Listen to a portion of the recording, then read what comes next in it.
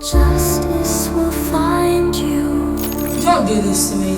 Don't ruin my life. Malice behind your eyes. Put her in the bathtub, shock her into waking up. That which defines you. Babysitter in Sandy Springs.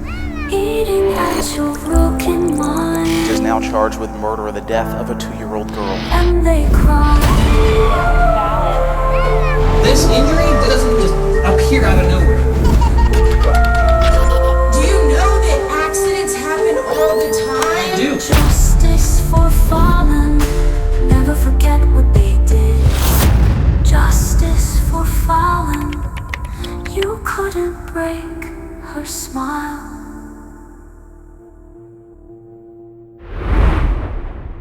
29-year-old mother of two, Kirstie Flood, began babysitting 2-year-old Fallon Fridley in August of 2020. This went on for 4 months, 3 days a week, without incident. But on December 9th, the nightmare began when Fallon was found unresponsive in Kirstie's care before being rushed to the hospital. Various injuries on the toddler's body led to an investigation that would send shockwaves through the local community. Crying voices laced with rage screamed in unison. Justice for Fallon. I tried to call and text Kirsty several times, and calls were going straight to voicemail. I'm Mr. Black, and this is the disturbing truth. He said, "Should we just go get her?" And I said, "No, she'll be fine." I regret that now every day. On Wednesday, December 9th of 2020, just 16 miles from Atlanta, Georgia, in a town called Sandy Springs, a typical day began for Kirstie Flood, or Chris, and her 2-year-old daughter, Fallon. The toddler was woken up at 6 a.m., dressed and given her morning snack, along with a cup of almond milk. Kirstie told her daughter that she loved her, and received the usual sweet reply of, "You're sweet here." Before Fallon and her stepfather Cameron Gant left the house. Cameron would drop Fallon off at the babysitter's house at around 6:30 a.m. before heading on to work. Chris worked as a veterinary technician for an animal rescue organization while Cameron was a landscaper. When Fallon's daycare closed during COVID, Chris's friend of about 5 years, Kirstie Flood, would look after the little girl while the couple worked. In many ways, it would have seemed like the ideal situation. Kirstie was a close, long-term friend. So close, in fact, that years prior, she helped Chris come out of a struggle with addiction. Kirstie was seemingly worthy of the trust bestowed on her, especially considering the history she and Chris shared. And even more especially after 4 months of constant reliability in her care. Chris said herself that Fallon seemed so happy in Kirstie's care that some days when they would come to pick her up, she didn't even want to leave. Hey, Fallon, come here. High five. High five. You're so funny. I love you. High five. Flood had 2 children herself, an 8-month-old and a 3-year-old daughter named Harper. Fallon and the 3-year-old were best friends. Everything seemed like the perfect setup. While Chris was at work on December 9th, she received a text around 1:30 p.m. from Kirstie, asking if Fallon could stay the night at her house. In 4 months of babysitting, Fallon had never stayed overnight at Kirstie's, but Chris had no reason to suspect anything was off with the request.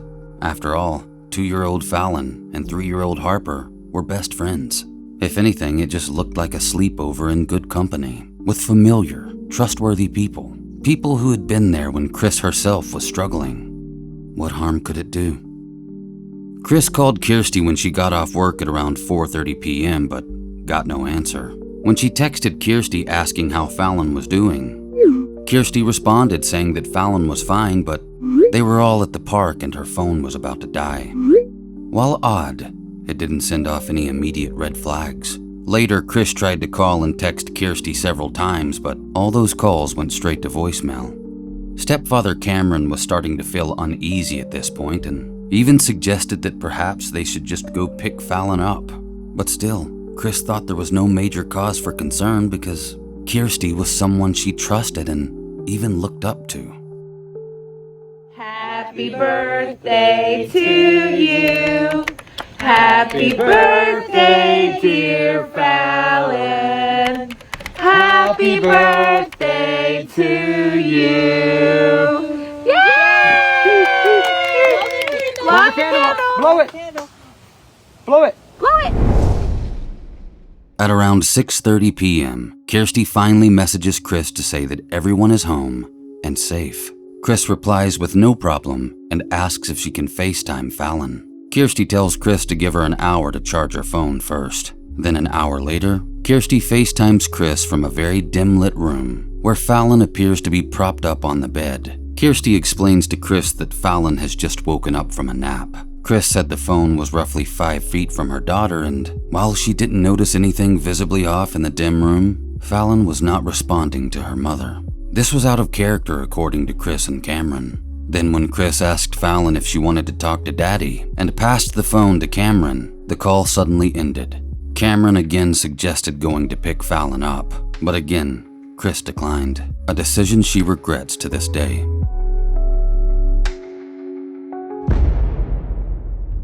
A couple of hours later, at around 9:20 p.m., Chris receives a crying phone call from a hysterical Kirstie Flood, telling her that she needs to come to Kirstie's apartment immediately. She claimed Fallon had hit her head on a slide and wasn't moving. Paramedics were already on the scene working on the little girl at this time. An officer got on the phone and asked if Chris and Cameron could meet them at the hospital.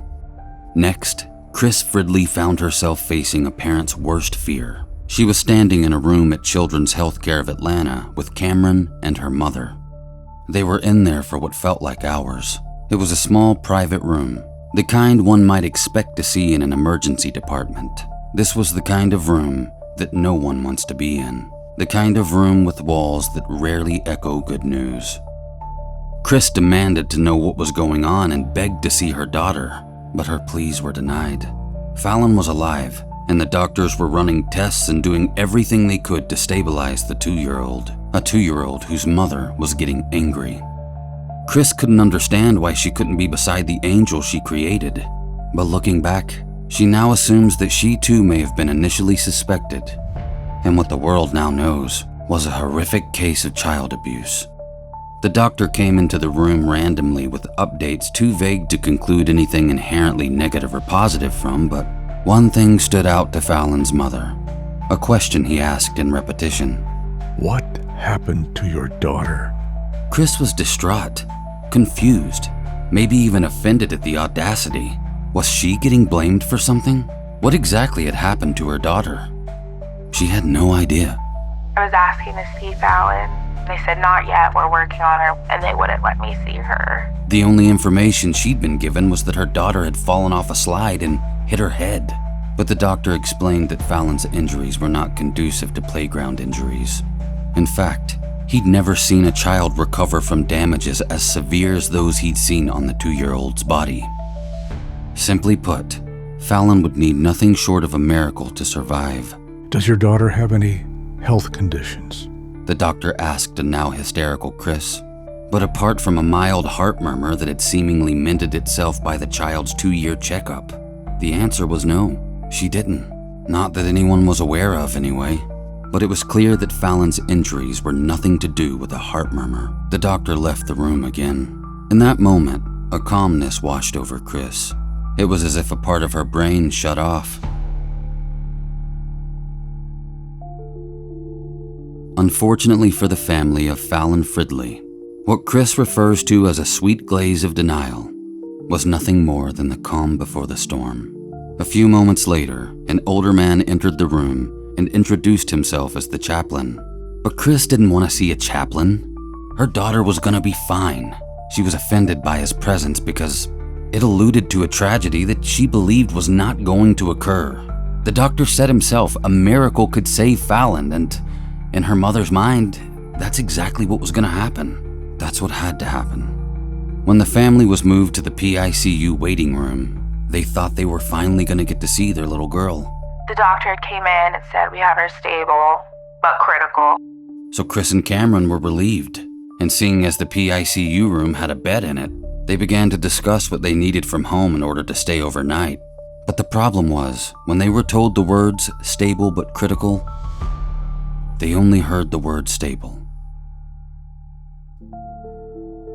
A new female doctor greeted them in the PICU room to discuss Fallon's condition and have the family sign off on some medical procedures. One of these procedures involved inserting a catheter into the child's leg. On the form it read, 90% chance of recovery. But the doctor's expression indicated that sadly, this was not the case for Fallon. 90% was only relative to the success of the procedure itself, not the little girl's chance of survival. Fallon had immense internal bleeding, zero brain activity, and her heart was only working because of the medication she was being given. If it wasn't for medical intervention, the 2-year-old wouldn't be breathing. But as far as Chris was concerned, a miracle could still occur. Her daughter wasn't dead if her heart was still beating. No matter what they told her, there was still hope. If Fallon was alive, she could pull through. But as much as Kirstie Fridley couldn't accept the information she was given, she was about to have to face the truth of the matter. As a cold blue was called to the doctor that stood before her, Chris's life would forever change with 5 simple words. Her heart stopped beating again. After the family was asked to follow the doctor out of the room and down the hall, they were led into another room where they finally got to see their baby girl. But it wasn't how any parent should ever have to see their child. It was a total nightmare. The family watched in horror as so many doctors tried to keep Fallon alive. Chest compression after chest compression after chest compression. I can't imagine the trauma that a parent would face witnessing something like that. The doctor informed the family that they would have to make the call soon. If they didn't, they'd only be doing more harm than good. Chris began to scream and beg for them to save her daughter's life. She said her legs gave out and she almost hit the floor, but someone caught her. She was hysterical, as anyone would be. When you have a 2-year-old, your life is in that child. You live your life knowing that every step you take leads to the protection and safety of that soul you created. You would never concede, you would never give up on them. It just isn't possible. But while Kirstie screamed for God to take her instead of Fallon, her cries fell upon deaf ears. The CPR stopped. The nurses and doctors backed away from the little girl's bedside, and the room went silent. Chris rushed to her daughter, crying out and begging her to wake up, but she wouldn't. She was gone. A nearby nurse gently picked up Fallon and placed her into her mother's arms. Kirstie Fridley held her daughter there as she stroked her hair and kissed her face until her own screams became mumbles, mutterings that still begged for her daughter Fallon to wake up. And as she sat there, she felt the baseball-sized knot on the back of Fallon's head. At 118, they let me hold her, and I could just feel the back of her head, how swollen it was, and her body was purple. She didn't look like my Fallon, and I probably stayed there with her for an hour just holding her. This is what I see every night before I go to bed.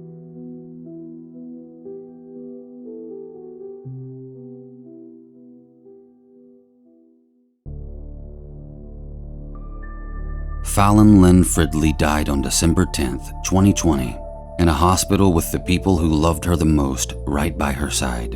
And while Fallon may very well be in a better place, the ones that stood near as she took her last breath wanted answers. What really happened to that innocent little girl? An autopsy of Fallon Fridley shows the child sustained a skull fracture as well as multiple internal injuries, including lacerations to her liver, her spleen, and even her colon. A medical examiner ruled the death as homicide by blunt force trauma. According to babysitter Kirstie Flood, Fallon fell and hit her head on the slide while at a park on December 9th. When they returned home to apartments on Monterey Parkway in Sandy Springs, Kirstie said she noticed the little girl was acting a little strange, so she put her to bed. Then later she claims Fallon wouldn't wake up. EMS responded to a 911 call regarding the child being unresponsive. After arriving at the apartment and administering CPR, Fallon Fridley was transported to the hospital where she would sadly pass away the following day. That same day, Kirstie is brought in to be interviewed by police regarding the matter. What you're about to see has never been seen by the public. You're going to witness the police interviews of both Kirstie Flood and her boyfriend, Jeffrey Myers. The details that unfold during the following series of interrogations are hard to hear, but listening to them helps paint a picture to better understand how things transpired the final day that Fallon Fridley was in the care of Kirstie Flood. All right, Kirsty. This is my partner, Detective Pearson. Hello, Mr. Pearson. Hello. You doing late up? I think it's so stuck being here. Yeah, I'm already out. I'm always hot time. I'm ordering stuff first. Yeah. Gotcha. Well, it's hard because, like, right now we're in the weather where you can get cold. You can wear a sweatshirt and shorts at the same time. Yeah, it's so jacked up right now. Sorry, my notes are all jacked up right now because it's been one of those days, unfortunately. Get that. Sorry. After the officers introduce themselves to Kirsty, the leading detective preps his notes to begin questioning. Kirsty asks if he's met Fallon's mother. See, you met her mom? What's that? You met her mom? I did, yeah. How's she doing? She's obviously upset. I mean, I don't think there's any way to not be right now, not be upset. But she's obsessed. I met Cameron? Cameron, met him as too. I reserve judgment, because that's what I do. Yeah. We can then tell. Well, ma'am, what I'm so I'm coming in, like when you see me walking in late, that means I have absolutely no idea, or I really don't know what's going on. So can you tell me what happened to catch me up? Because again, that's why I'm not asking any questions, because I don't know exactly what's happening. So I just wanted to hear your side. You guys didn't talk already? No, actually, They came in late, so I've been so busy at the hospital and doing other things that I haven't even talked to him yet. Okay, can I ask you one question? Mhm. How come they did this so fast? Did what so fast? Just let her go. What do you mean let her go? They won't let it fight. She's still at the hospital. She's okay. I mean, she's not doing okay, but she's still at the hospital. She's okay. Like I said, well, she's not doing good. But she can't be okay. I don't know. She still have a heartbeat. Heart's still beating.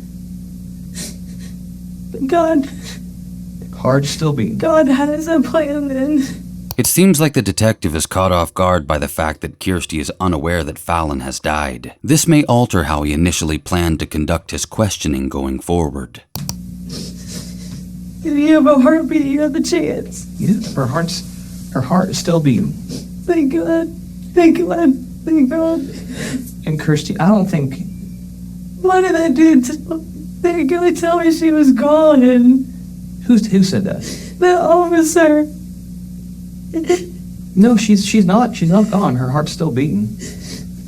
Why you tell me that? Honestly, probably just miscommunication. Apparently, officers don't have to tell the truth during questioning. And since they've already led Kirsty to believe Fallon is alive, they probably realize she's more likely to continue to talk to them truthfully if she thinks a murder charge is off the table. At this point, if she were to admit to assaulting a child, it's a much lesser charge if that child is still alive, rather than if her crimes resulted in that child's death. And if Kirsty asks for a lawyer, the interview is over. Hope is a powerful tool in many interrogations. As long as Kirstie Flood has hope, she's likely to talk. Just confirming, Kirsty, your last name's Flood, correct? Yes, sir. Okay, cool. Sometimes I can't even read my own writing. I'm just writing so fast and yeah. We're good. So y'all don't do the mask thing, or what? We do. Would you feel better if I had a mask on? No, I just prefer to speak. Yeah. And not be, you know what I mean? The hope that we mentioned before, coupled with the leading detective's calm, casual, friendly demeanor, could be the cause of Kirsty fully removing her mask. Maybe she's starting to relax into the situation and believes she's not in as much trouble as she once may have thought. You'll notice her tone of voice becomes more stable, and her need to hide behind the mask disappears. I typically watch Fallon 4 days a week, roughly. I've been with my company for 6 years, so I'm getting paid unemployment to stay home. I'm also in school for cybersecurity. I have a newborn, a 3, almost 4-year-old, and Fallon is 2. Like I said, I'm with her 3-4 days a week. Me and her mom, we've been through a lot together. I helped her get sober a long time ago. Quite some time ago.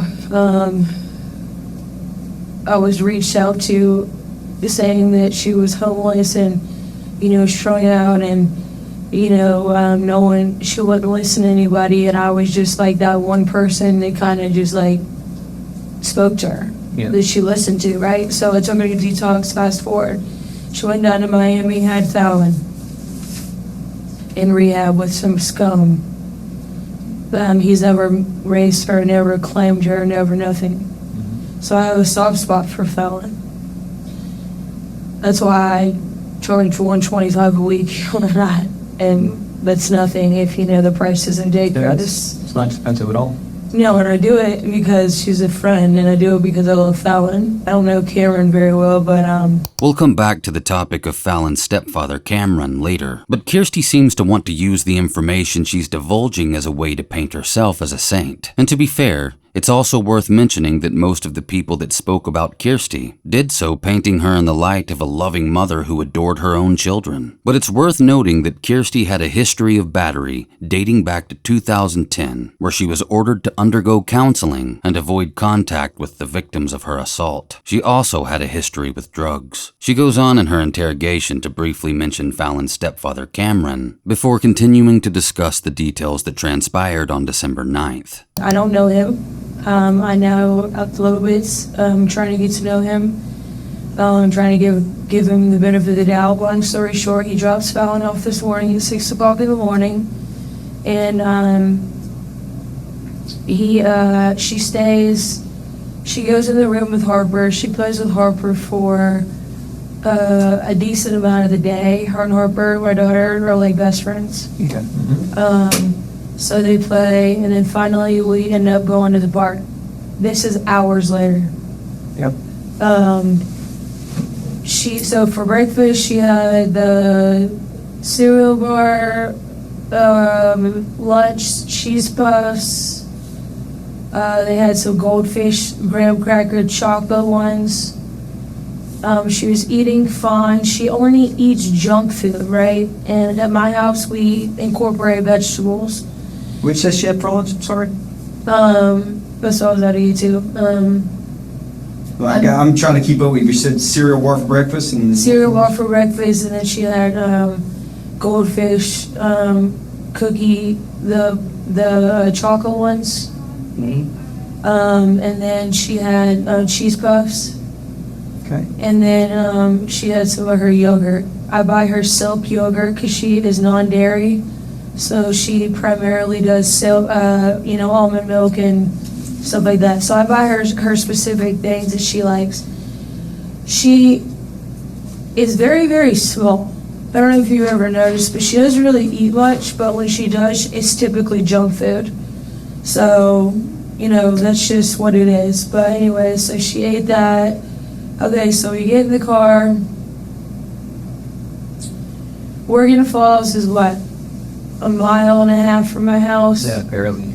Kirstie is referring to Morgan Falls River Park, which leads to Overlook Park, a popular destination for families with kids as it has a nice partially covered kids' play area overlooking the Morgan Falls Reservoir. We were the last people there. right before dark, though? Yeah, roughly? Okay. right when it was getting starting to get dark. Probably 5:30 ish. We started leaving. No, when it started getting dark, it was like I have my phone. My phone died when I was out there, but I have.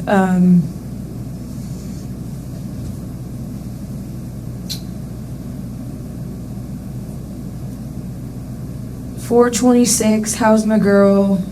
So we're about to go to Morgan Falls. My phone is about to die. We just pulled up. She said, "Tell her mommy misses her." And then here's a picture of my daughter and Fallon playing together, besties. Yeah. Right? So I also have, I'm on the floor. The reason why I'm right here is because I'm on the floor with my infant. I always bring like a little picnic thing, snacks, blanket, the whole nine. And you got three, you try to monitor it all. So anyways, I put both the babies on the swing, my babies, on the bucket swings. And then she goes down the slide, falls off, and when you going down a slide, and he dropped. That's what happened. And I was telling him she dropped, but I don't know if that had anything to do with anything. You know what I mean? Did she cry at all? When she's such the most quiet baby, and that is alarming in situations like at home. Gotcha. Kirsty has just admitted that Fallon is a very quiet child. If detectives were wondering if maybe the child had behavior problems and an adult lost control while dealing with that through abusive discipline, well, Kirsty just ruled that out. The detective peering off into space and reaching for the back of his head may indicate a restructuring of questioning strategy. It's clear that letting Kirsty speak is the most optimal thing he can do right now. And that is what has been an issue for me, but you can't go to a mother and say, hey, the man you just married, I understand his past, but, I would maybe look into that a little bit better, or maybe not leave him with him all day on Friday. You understand what I'm saying? Wholeheartedly, yeah. That first of all, I would never marry a man with a record like that. Yeah. Second off, you're never going to be left with my child. Yeah. Like I said, I wouldn't even let them babysit my children. No, I wouldn't either. So No way, Jose. At this point, it's unclear exactly what past Kirsty's referring to when it comes to Cameron, or what this has to do with the damage Fallon suffered while in her care. After dropping Fallon off with Kirsty, Cameron was nowhere near the little girl. This is the second time she's mentioned Fallon's stepfather. Regardless of what his past may be, the fact remains that Cameron was not present during the time Fallon appears to have suffered the injuries. Kirsty was.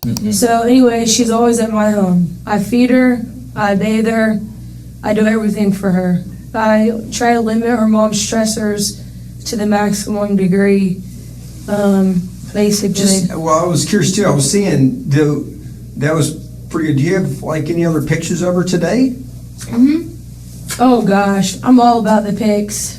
Cool. I mean, can I take a look? I just want to see because I'm just trying to play catch up. So I really appreciate you doing that. I am all here. Let me go make it easier. And these are today? Okay. So these are. Wait a minute, that can't be her. That's your baby, right? I'm messing with you. That's my little stud, Dawson. I love him. So which one? Okay, That's so this Fallon. is her. She's a cutie. And that's my baby Harper. Oh, what a sweetheart. Yeah, so I have a 3-row seat. So I put their car seats in the back, and then I put my baby boy, face forward in the middle. Because I've been in 2 really bad car wrecks. Oh, yeah. So I try and, I just got that sticker on there today.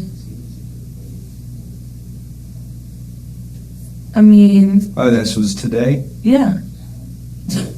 You know what I'm saying? That was from today? I don't know about this picture, but this is definitely today because that was the jacket she was wearing this morning. Sometimes she likes to sleep in my son's crib. Oh. So I put that little love, those little BB things. The boppy or whatever it's called. Yeah, and then I keep her safe, just in case if I'm in the living room or whatever, because she's still little, whatever. But I'm trying to do this and go back to the one because I'm just curious. Which one? The last one that you had shown. I'm sorry. Looks like they're getting along so well, huh? Oh, with them two? Yeah. Oh yeah, they're best friends. Oh, Well, you can go. I mean, really, if you look at if you look at my life is centered around my children. Was them into playing. Like I said, I consider her my child. She's literally, a part of my family. Gosh, she is right there. That's my son and my daughter. So we really, we really have made it something so special. That's why I'm really making sure that she's not. I don't know why he told me that she was gone. It's possible that Kirsty may think she's coming off as a caring and responsible adult by showing pictures she took of her kids and Fallon that day. But in reality, the detectives are likely looking for visible signs of injury that may have been present during that time frame. If detectives were previously considering Chris and Cameron as suspects, this information might help rule them out. Next, the lead detective steps away, allowing the second detective to present his own questions. You know what I mean? Then I want pictures and I need. I'm sorry. Giving this. Oh, no, it's okay. So, yeah, just hang tight. Well, I'm just trying to, like I said, I was just trying to get caught up. So clearly, the little girl she went to the hospital. Now, that's what I don't understand. So I was literally asleep. And my phone rings at roughly 11 o'clock and I came in. So that was where you believed, I guess, that she may have fell off the slide or whatnot? Okay, so, I mean, to me, the slide, the thing, whatever, that just sounds like, But then, like, on the bottom of the slide, there's the bottom of the slide, and then you could, like, when you lift your head up, the only thing I could think of is there maybe, because I noticed, like, a little bit of red right here. It's nothing serious, it's like a little bit of red. Mm-hmm. But that was it. I'm like, there's nothing serious enough to where it would be like, oh my gosh, like I need to rush her to the hospital because internal bleeding. You know what I mean? Like my child fell off the top of the playground. Mm-hmm. But a huge difference. Yeah. So I played it like it was. You know what I mean? Went home, laid her down. She wanted to lay down for a minute. So I laid her down. She has her own bed, actually, at my house. I have a bed for my daughter and I have a bed for her. Laid her down next to her, and then cooked dinner. I cooked mac and cheese and vegetables. Was she playing at the house when I got back? Was she okay then? She was playing for like a second, and then when she wanted to go lay down. So in my daughter's room, she has a TV. She has all this stuff that they just love. So that's like the little spot, and then they have a playroom too. She went and laid down, and then just for a minute, and then I was like, Fallon, are you hungry? You want dinner? And she ran. You can ask Jeff. I'm not yelling so you can sit and think. She ran to the kitchen. I'm thinking, oh, baby, she's hungry. She feels good. She's great. She made me to lay down for a second. Whatever, we're cool. And then doesn't eat. And I'm thinking, okay, that's weird. You know what I mean? You were just so hungry. I'm not giving you candy, you know? I'm not just gonna keep giving you candy. And like, that's like, I think what her parents might do, say, it's just easy, easier way out is candy and chips. Mm-hmm. Just to make it easy, just to get the food in them. Yeah, I get it. And I'm overweight. It's not great parenting, but hey. No, I get it too, but I'm overweight and I don't want to do it to my kids. So basically, I'm just trying to like have healthy options at my house. Okay, cool.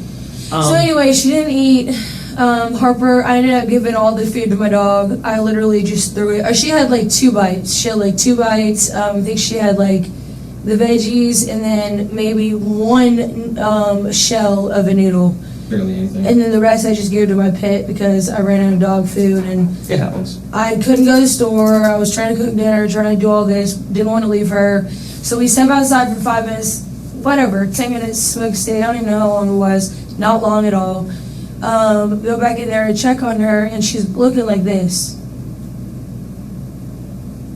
So I'm like, what is that about? Yeah. Like, so my daughter has a unicorn. I built her like a unicorn. You saw it, the Christmas tree. Yeah. And she was just like this. Yeah. You need to get that out of here. I'm going to go talk with him real quick. Yeah. So there's no, just so we can get this whole thing going. Am I talking too much? No, you're fine. In the middle of Kirsty describing the events leading up to Fallon being hospitalized, the lead detective excuses himself again to go into the other room and speak with Kirsty's partner, Jeffrey Myers. She was, and then that's when y'all called, when she had the distant look, I guess, that when you called the ambulance? She had the distant look. I put her in the tub because shell shock. You know what I mean? That cold water. Yep. Sometimes can, just do the trick, just real fast. So she was in her diaper and even still in her socks. And because I don't want to shell shock her too bad. Like, right, just put her in the tub with her socks and diaper? Like literally like sat her down like this, trying the cold water, held her back, like the back of her neck, like this, and nothing. Didn't even respond to the water. Put yourself in Kirstie Flood's situation for a moment. A 2-year-old that you're watching for someone else is displaying signs of cognitive decline so severe that they're refusing to eat and are unresponsive. What would you do? You'd likely call for help immediately. What kind of person runs a cold bath to submerge an unresponsive 2-year-old child in it in their diaper and socks? Shell shock is a term that started being used during World War I to describe a type of PTSD some soldiers experienced at war. This has nothing to do with resuscitating a toddler that's unresponsive by submerging them in cold water. What's even more frightening is that Kirstie made the statement that this can sometimes do the trick, as if what she said is common practice. Bizarre doesn't even begin to explain this. So she just lost consciousness? Yeah. You're saying that after she had fallen in the at the park. Well, her dad just told me he had the flu yesterday. Or on Monday. Okay. And she's been sick. Okay. So I say that to say she's been sick because she got my 8-month-old son sick, my daughter sick, all of us sick. You know how that goes. Yeah. And that was a couple weeks ago, but they said it was a sinus infection. And then on Monday he calls me. I don't watch her on Mondays. Calls me around 8 in the morning or whatever. He's like, hey, can you watch Fallon? I need to go to the hospital. I feel like I have, or I feel like I'm super sick. And then apparently he had the flu. And then he drops her back off at my house. And I'm just thinking I don't even know. You know what I mean? I just wouldn't do that.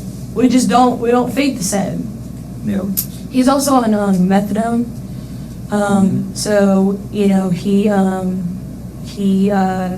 judgment at all, but I just know that your mental state, if you're on methadone every single day, is not going to be the same as it would be if you weren't. Yeah. Methadone is a synthetic heroin. They need to take that off the street. I don't know why the doctors still give that out. Yeah. You know what I mean? If Kirstie's assertion that Cameron has been prescribed methadone by a doctor is correct, it's likely to help him deal with coming clean off an addiction to opioids. Methadone helps reduce withdrawal symptoms that can be dangerous and even life-threatening. If used correctly under a doctor's supervision and not abused, this is a good way to get your life back under control. Kirstie still seems set on painting Cameron as a bad guy, but she's doing a poor job of it. And again, whether or not he is, still doesn't explain what happened to Fallon. Okay, so basically now I think I'm more clear at least. So when the kid when she had basically, I guess, fallen off the swing there at the park, she was, talking and doing her thing back at the house as far as she would go. She wanted to go to sleep and that kind of thing. So she was. The weird thing is that she wanted to go to sleep. Okay. Do you know what I mean? Yeah, but she was communicating with you, right? She was just walking and things like that. Yeah. It's perfectly normal for a 2-year-old little girl who initially woke up at 6 a.m. and has been playing all day to need a nap at some point. I don't need to look up any professional advice to attest to this because I have a 2-year-old who often naps in the afternoon, especially if the day has been an active one. For example, playing at the park. I guess from what I'm understanding, the kid is pretty ill, to this point, but that's what we're trying to find out. You're saying that if she may have taken a little tumble off of a slide, but yet she was still walking, doing things, then went to sleep for a little bit, and then you came and saw her later. I'm trying to boil up what you're telling me. She always has, And she just had a distant look about her, and then now at what point did it go from that to, oh crap, put her and she's unresponsive in the tub? Have you ever seen a kid do that? Do what? This. Looking to the left or right? No, literally looking at you and then just go like this. And then just stop and not look back. Okay. So you're saying she looked either left or right, one of the two sides, but just kind of looked up and that was it? That freaked me out right there. I was like, okay, that's weird. To me, that just screams I don't know. I don't even know. But I know that that's something I'm unfamiliar with. And being a mother, if I'm not familiar with it, just like the CPR thing, that's why we call the ambulance, because I'm not certified and I'm not going to risk someone's life trying to give CPR if I don't know how to do it correctly. Again, as the father of a 2-year-old, I've watched countless how-to videos on administering CPR and stopping a child from choking. Should I ever need these skills, the internet has quick-ready tutorials that can save a life fast. Also, 911 dispatchers can assist you over the phone easily. There is no way the situation Kirstie is describing would prompt me to run a cold bath and put an unresponsive 2-year-old in it. Also bear in mind, the only thing Kirstie has really described up to this point is that Fallon was looking to one side. And she would never look back. Her eyes stayed glued to the side, is what you're telling me. No, I mean, eventually, after a couple minutes, it came back. Oh, okay. And then we put her in the tub, 2 seconds. Just a quick little... Were you and your boyfriend? Yes. Okay. Just a quick little... He was helping me try to do everything in the squat. Put her in the tub for 2 seconds, and then, bring her back. As far as that, I'm just saying, like, I'm sure, because I'm a dad. Rocking her, like, we're literally rocking her, holding her, like, doing all that, like, just the comforting aspect, just trying to get, like, the whatever, I don't know, trying to do everything that I could motherly do. The natural mother things that you could do. And nothing was working. Okay. And then she went, what? At that point, after you got out of the tub, I'm like, what? No, seriously, like, what is going on? Like, I could see if, like poison or, like, something that, you know what I mean? yeah. They need to run some tests on that girl. They really do. All right. And they need to run some tests on her. I don't know what to do from here on out, though, as far as, like, I'm her nanny, and I'm her, all of this, and I don't know, I'm a friend of her mother's. I don't know if I should go to the hospital and give her a hug. Is it, oh, it was me?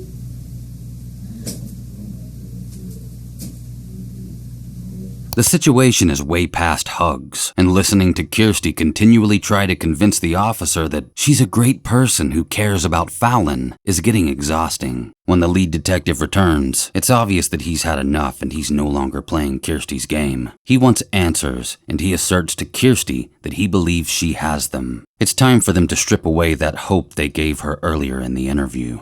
Okay, so let's get into the meat and potatoes of it, okay? She's in bad shape. Like, real bad shape. Like, what do you mean? Like, she might not make it through the night.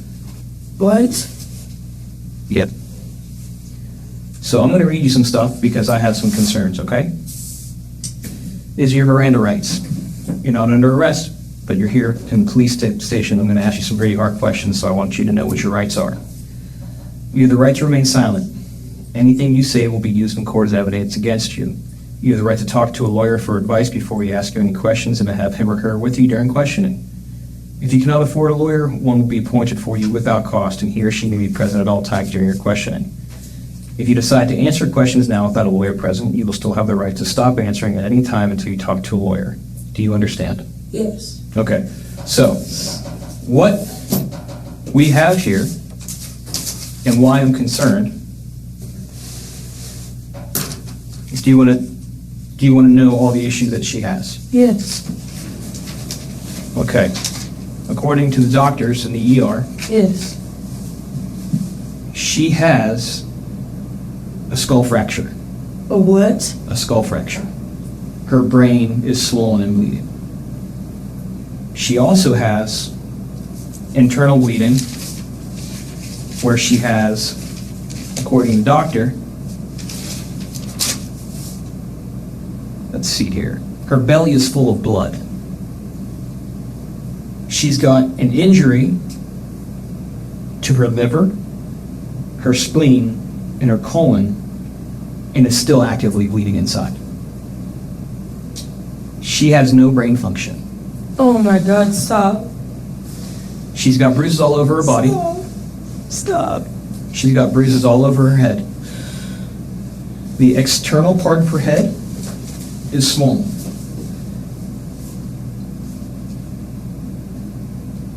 She has bruises literally all around her head. I can show you pictures.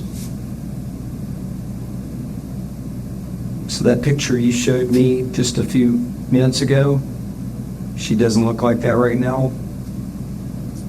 She is bad.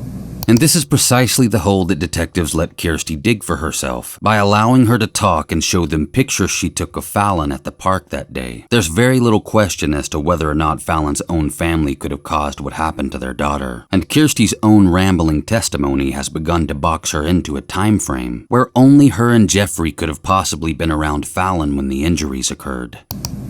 You think it's the blood rushing to her head and all that stuff? You know when you're laying in a... So when she was dropped off this morning, Yeah. how did she look? How did she act? Did you notice anything that was out of the ordinary? Her dad just told me she had the flu. I mean, he had the flu. That's it. That's it. You didn't see any bruises on her head, on her belly, anywhere. She had scratches right here.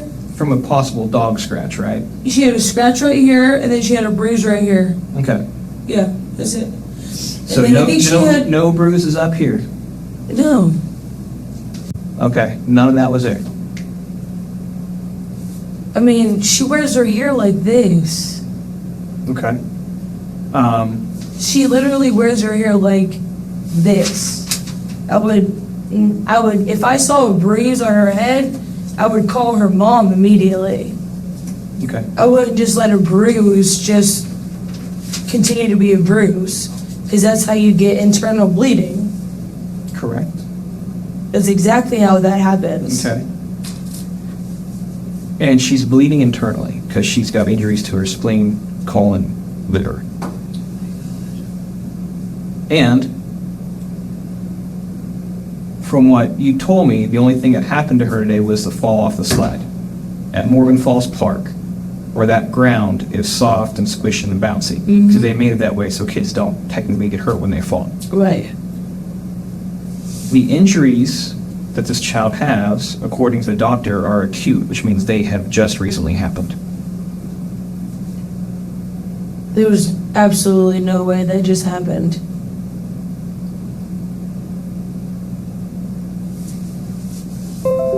So these injuries this child has are not consistent with what you're telling me happened.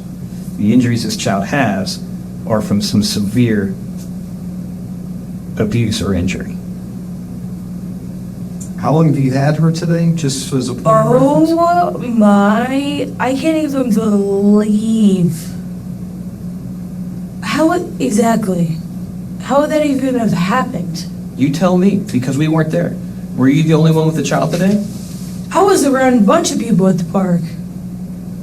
No, when did you get the child today? Were you caring for the child by yourself today? I always care for her by myself, always. Okay. Every day. There's never been an issue, ever. What time today did you get her? Or yesterday now? 6 o'clock in the morning. Oh, you had her all day long? Yeah. Okay.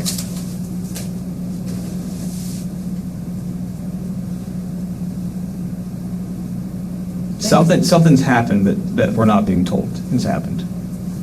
Because those injuries just don't appear. There is absolutely nothing that I would ever do to a child, first and foremost.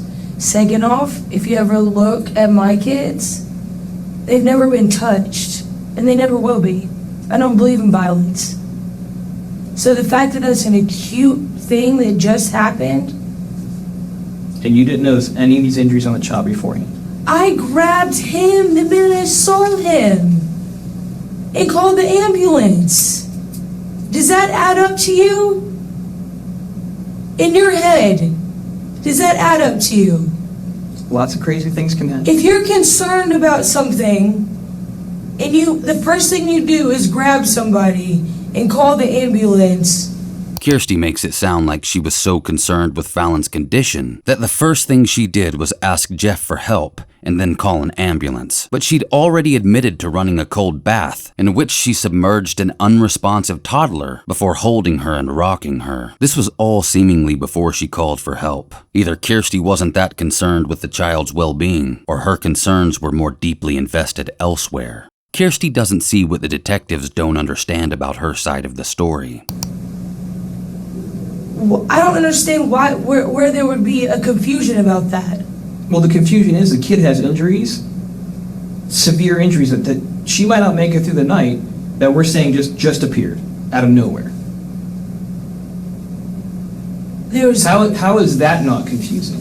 No, that is extremely confusing, and the only thing that I could even think of is if she tripped walking with Harper on cement. That's it. Those injuries are minute, right? They're minute. Those are little. No, the injuries she has are not little. No, that's what I'm saying. So her tripping and falling would not cause those injuries. Her skull's broken. Her skull is fractured. I don't even understand. Did Jeffrey do something? Absolutely not. So tell me how this happened. Neither of us are violent people. Basically, if you've got the kid, the reason I'm asking, from 6 in the morning, right? Yeah. The baby at 6 roughly, almost 24 hours ago, because we're almost working on 2 in the morning. A child with a fractured skull is not going to just make it through the day and then just decide by the end of the afternoon that she's sick. Because you're saying during the whole day, she's doing fine, everything's great, nothing's going on. All of a sudden at dinner time, she starts acting weird. That's what doesn't make sense to us. Because the fractured Her and skull Harper is- played in the room all day long. I had that in a text message. Okay. And that's You went to exactly work, what I right? said. Yes, and I watched my son. I also have live footage in my home. Okay. Do you have access to that? I do. Okay. What's it recorded on? Wise. Wise, okay, I don't know that one. It's WYZE. The fact that she has all of that is heartbreaking, but the fact that any of that would ever happen under my watch in my life, it would never happen. So this Wise recording you have, Yes. is it through an app or is it actually hard recorded to like a DVR or something? It's through an app. Through an app. Yes. Okay. How do we get access to that? I have an SD card I could find for you probably. Like, in it, I could pull it out. It's basically the whole, let me see. What you looking at? I'm going back. What's today's date? The 9th, right? It is now the 10th. Right now, as we speak, but yesterday was the Yeah. Kirsty searches her phone for the cloud-stored video feed from the camera system in her house. When detectives realize that she's pulling up video that could be used as evidence, they likely move over to monitor the situation to make sure nothing gets deleted. And nothing seems out of ordinary on the camera, but when Kirsty's phone dies, the detective leaves to get a charger for it. I can get a charger. I can get a charger, all right. We gotta keep that charged. While the detective is out of the room, Kirsty appears to be nothing shy of defeated. It's clear the questioning is not going her way, and it seems like it's taking a toll on her. When the detective turns with the charger, Kirsty asserts that she needs to go soon because of her kids. It would. Is that the right one for it? Yeah. Okay, cool. Thanks. Try to get over yourself here. You get charged up. I gotta go soon with my kids. While she's not under arrest, She has been read her rights and detained, which means she's not free to leave at this time. The detective will continue to let her think she's there on her own free will for now, in order to keep Kirsty talking and let that phone charge. It's clear he thinks he's onto something. Yeah. So, has she ever come to your house, like, did you ever suspect it other than? Like, I saw,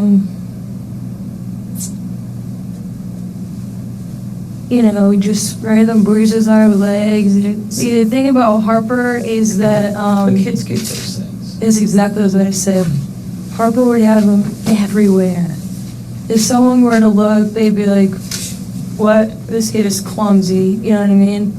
I'm not worried about the ones on her legs or like on her elbows, because it happens. The head thing. Well, that, and also she got bruises all in her abdomen where she bleed. How does that even happen?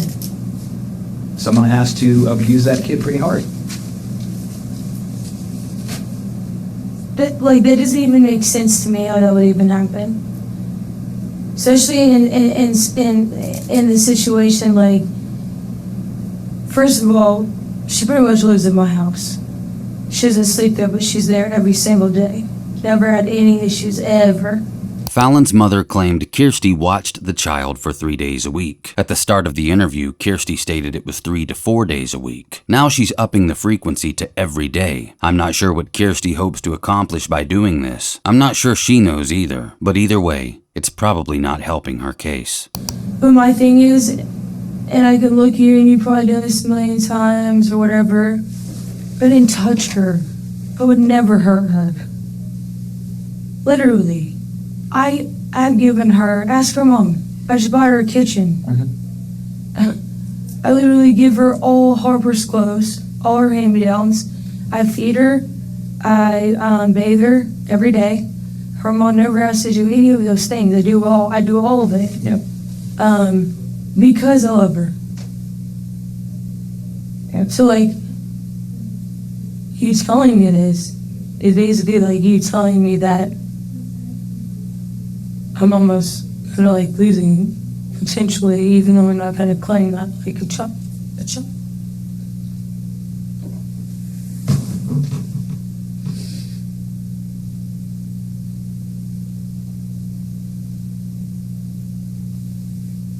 Kirsty has not been accused of any crimes so far, but since the start of the interview, she's been desperately hell-bent on convincing the detective that she's non-violent and would never hurt Fallon. Her constantly defending herself in this way is red flag city. It's difficult, and I know sometimes it's easy just to lose your cool and things happen, and I get it. I just need to know. But I would never lose my cool on that level. I would never lose my cool on that level. I don't even have that type of hatred in my heart. I don't think it's a hatred thing. I think maybe things just get out of hand.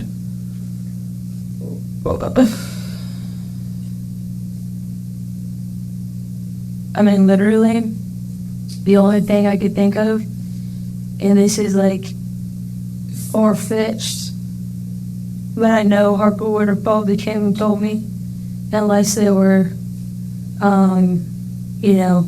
just playing and Harper just kind of played big sister and handled it herself or whatever, but, maybe Grace jumped on her. I don't know. Grace is Kirsty's pit bull dog. She has so far attempted to potentially aim blame at Fallon's stepfather, a playground slide, possibly someone random at the park, and now finally, her dog. And the only thing is that I could think of is that in the hallway, vinyl, it's vinyl, it's shit. The whole apartment is shit. I mean, you see how I'm under a whole court case with them because of how it's living and how dangerous it is.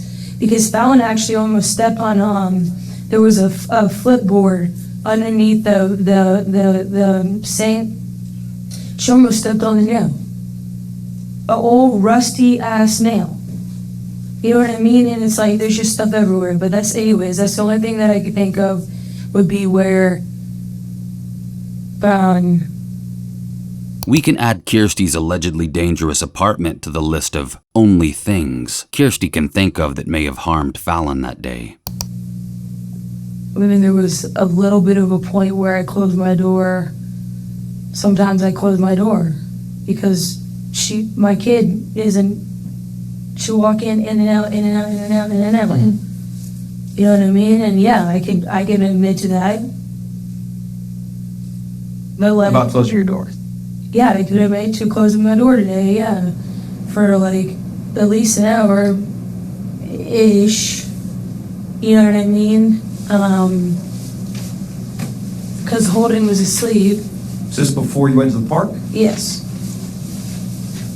She's just admitted to basically neglecting a 2- and 4-year-old for an hour in her dangerous apartment while she closed her bedroom door and slept. It's not a great look for the self-proclaimed super nanny, but when the other detective confirms that this was before the visit to the park, Kirstie likely realizes this excuse won't fly either. She then begins hiding part of her face with the mask. This may be a self-soothing technique to hide her rising nerves. Well, it might So be. I don't know what you want me to do. I don't know. My concern is you're the only one that was with them all day. And these injuries happen. And we're saying we have no idea how they happened. Like, if I could... Okay. If I could give you an answer right now that would just solve the problem, I would, but I don't have an answer for you. The only two things I could think of is falling on cement, Which we didn't see happen. which we didn't see happen.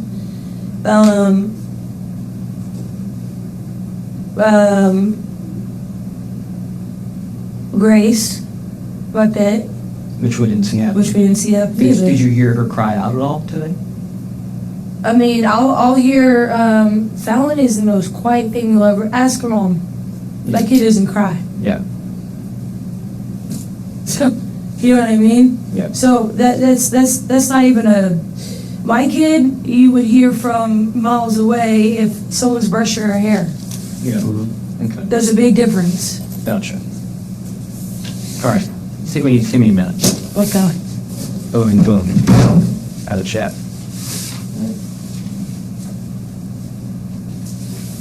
So anything, are you good on your, you good on the drink right now? So, Yeah, anything else? But I need to get my kids, but All yeah. right, well, just hang tight for 1 second. We'll see where we're at. All right, thanks. It feels odd to me that detectives left Kirstie in the room alone with her phone that may have evidence on it.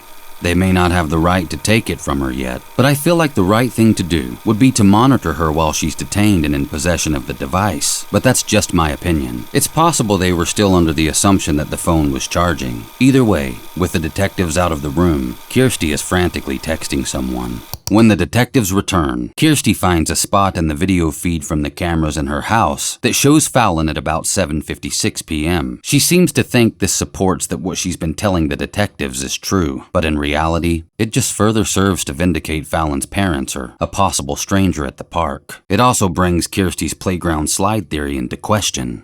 Okay, has it charged up? A little bit. Can you see if you can pull up the camera again? She's saying she wants me to come back and get the kids, so I have to go soon. This is from Y. It's WY. It seems weird. Now, does it download the video to the SD card, or does it just go up to the cloud, like the app? Ben? The video for the camera. Sorry, I just saw something on here. You see?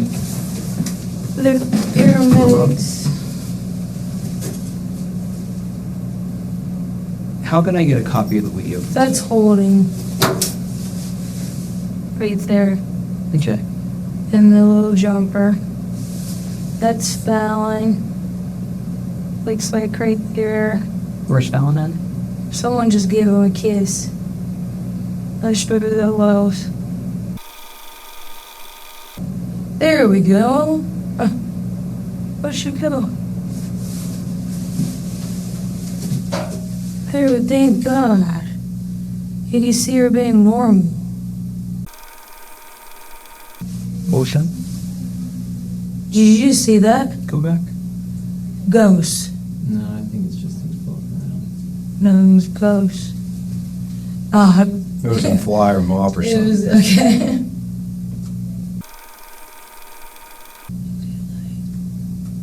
So that's your dog right there, right? Now let's let this play. Because that's a good time for him. You know And what what I time mean? is that, roughly? 7:42. There's me. And here she is. Making plates. And there goes Fallon, giving him a hug. Yep, see, I told you. All is well, I'm telling you. It's mind blowing. Look at her. What time you showing there? This is 1956-25. What is Okay, that? so almost 8 o'clock. Military time. Whatever happened to Fallon clearly occurred after 7:56 p.m. on the night of December 9th. See? Try it again. She wouldn't do it. Took her back again. See, it's resilient. Like, I tried. That should show you right there how much I care about this kid. I'm like, I don't want you to go to bed hungry. Because she just, I don't know how her mom does it at their house. If they don't feed, I don't get it. I don't get if they just give them candy and chips, but. So I tried again. And then that's when I went to the back, I guess. I think that's when my dogs decided it was free game. Body's right there.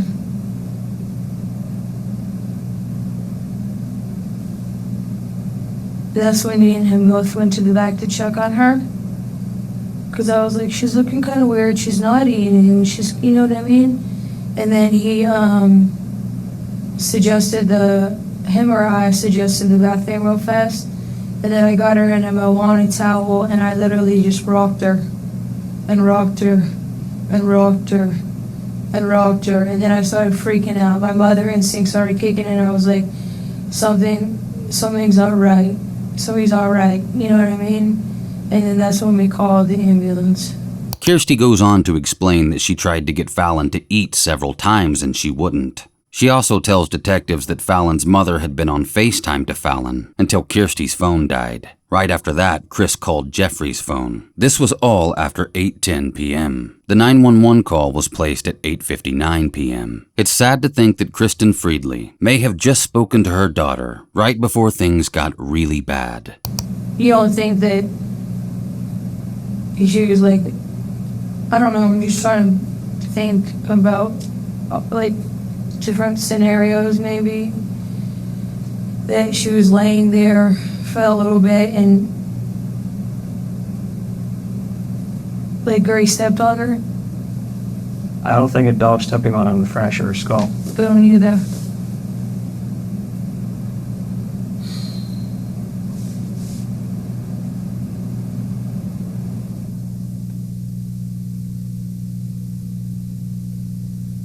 I could see like the pressure. You know what I mean? But And scratches and But there's not really any scratches on her abdomen. exactly that's what I'm saying. So they're supposed to cancel it out thing too. And there's, I think for a dog to fracture her skull, I think that's, No, when you say acute, you know, what does that mean? they happened recently, What is recently? like today. So it could have been this morning. Like how early this morning do you think? Before she came to my house. It's almost painful to watch Kirsty grasp at any straw she can find to explain what happened to Fallon. Either her or Jeff are the most likely people to hold the answers to the questions everyone's asking. Suppose, yeah. I was doing what? Can I see your wise thing one more time? Yeah. There's I really gotta go. My neighbor's texting me over and over again. No, I understand. Well, can I see this right Good before you job. get going? Because this was that's what we're trying to Yeah. Because I think this is going to help. So is this right here beforehand? The other detective appears back in the room again, and this time he's accompanied by a third female officer who just so happens to have the same camera system Kirsty does. While they may not have seen exactly what they were looking for on the camera's recorded feed before, this time they're searching for something that can paint a better picture of what happened to Fallon, something that can't be seen on camera. Is there a way to get a link for the video? I haven't tried that. You can just share right here. You can share the camera and add new users, which I don't think is quite the same thing. It's app-based. I don't have access to the website. So I don't know. It's pretty cool though. Yeah, it's a good camera. I'm happy with it. Yeah, I've had Can it you for a few years. can you see if you can get the sound to it now? Yeah, Let's let me see, see. and just Well, she said knows what I know for the sound in the bottom up, but it's got bumpers. Sometimes they're slow because It's they're very- that's Wi-Fi it. based. Yeah, it's $30. But say we want to get a copy of the video from today. Let me get back to you on that. Give me a second to kind of. Do you know what like your real- noise of calibration is? Like you usually or whatever? I would have to get that for you.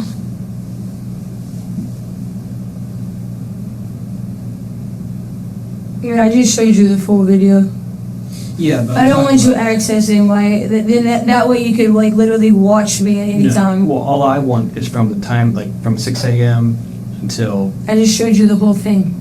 Well, we saw part of it, but when we're scrolling through, it's choppy because we're not actually being able to watch the whole thing. You hear what I'm saying? We just did this. We did, and when we stopped scrolling for dinner time, it went by itself, and it showed us. We actually saw the video playing. Detectives want a copy of the stored video recording, and they also want to enable the sound just in case they're missing something. Obviously, if they could hear what occurred, it might give them some insight. But Kirsty doesn't like this, and seems to feign willful ignorance as to why the information would be needed. A totally innocent person would likely easily cooperate with law enforcement in this scenario because they'd have nothing to hide. Kirsty eventually agrees to email the full video to detectives once she gets home. And I hate to say like anything against Cameron, but like,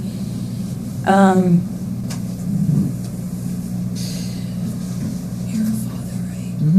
Okay. If you're wiping some random kid's tata and they go, Dad. would you think that's weird? Okay. She does it all the time. Just want like, I've even like literally gone like this. Like you like when your pelvic bone right there. Just to kind of like see if like she's like, ooh, ooh, ooh, you know, from pressure. So today, did she wear a diaper or is she potty trained? She wears diapers. Okay. I buy all of her diapers. So when you changed her today, did you notice any kind of bruising down there at all? No. Kirsty keeps on talking to detectives about how good she is to Fallon and how much she does for her before going back to the topic of Fallon's stepfather, Cameron. This is a recurring theme in both Kirstie Flood and her partner Jeffrey Meyer's interrogations. Kirsty alleges that Cameron did time for child abuse, specifically rape or molestation, and she claims Chris's family made public Facebook posts specifically about this. In a later interview with police, Kirsty alleges that Chris denied the allegations, said they were misunderstandings, and had her family remove the posts. Now, this wouldn't be the disturbing truth if I didn't consider the information and do some digging. I did find old charges unrelated to anything Kirsty asserts. I also found a recent charge against Cameron Gant from March 29th of 2023 for violation of a family violence order. Apparently, there was a temporary protection order, or TPO, issued against Cameron Gant for Kristen's sake. He allegedly broke this in a non-violent way by canceling her phone. I'm not exactly sure why the TPO was issued in the first place, but I do know Chris and Cameron are no longer together. While Kirstie's claims are concerning, she has so far been caught in several lies and changed her story multiple times in her interviews. Her boyfriend Jeff does the same thing throughout his interrogation with detectives. Also, the fact remains that Cameron was nowhere near Fallon during the time when the damage occurred. I can't demonize Cameron Gant on charges, most of which happened 10 to 15 years ago, that do not in any way correlate with Kirstie's claims or the injuries that Fallon sustained while in her care. Kirstie's lies and her attempts to redirect suspicion aimed at her at Cameron still aren't working. Whether or not Cameron Gant is a good person is not something I can conclude, but I can conclude that he didn't kill Fallon. Who said he has a child abuse past? She did. Okay. She knows. The whole What about a child abuse past?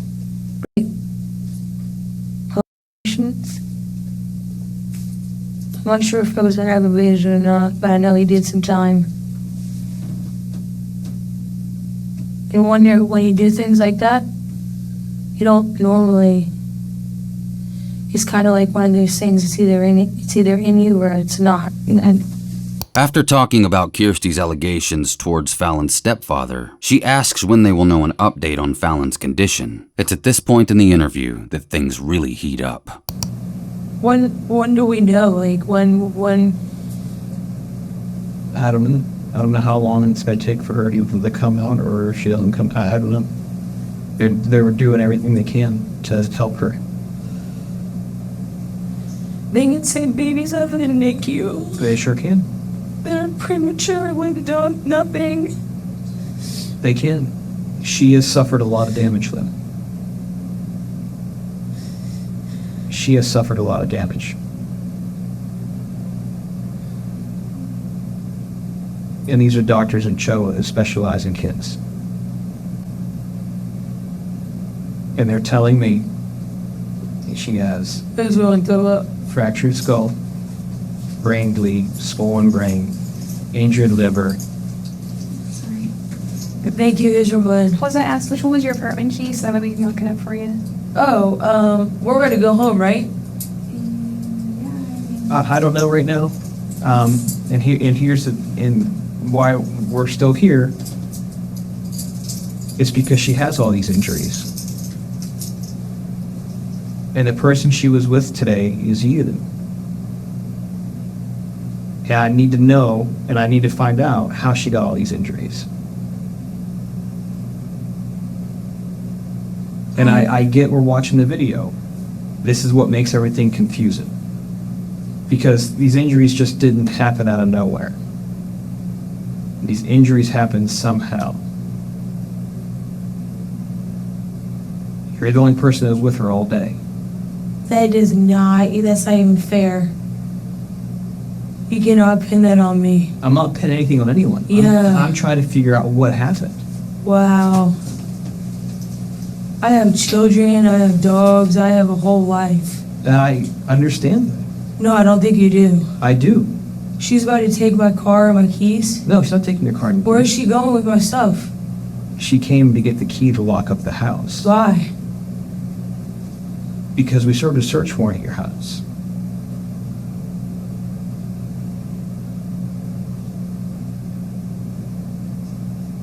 For what? Because it's a high possibility this child was injured at your home. And you didn't find anything, did you? I don't know. I'm not there. Wow. But you have to look at it. What if you were in my shoes? I can't what would believe you right think? now. You really just flipped the table. If That's you what were- y'all do, don't you? If you were in my shoes, what would you think? I'm not under arrest. Right now you're detained. I'm not under arrest. Right now you're detained. Well, I'm about to call a lawyer then if you're going to play this game. Okay, you're calling a lawyer? You're not going to keep me here. I have children I have to go take care of. You understand Right now that? you are detained. I have children. I understand that.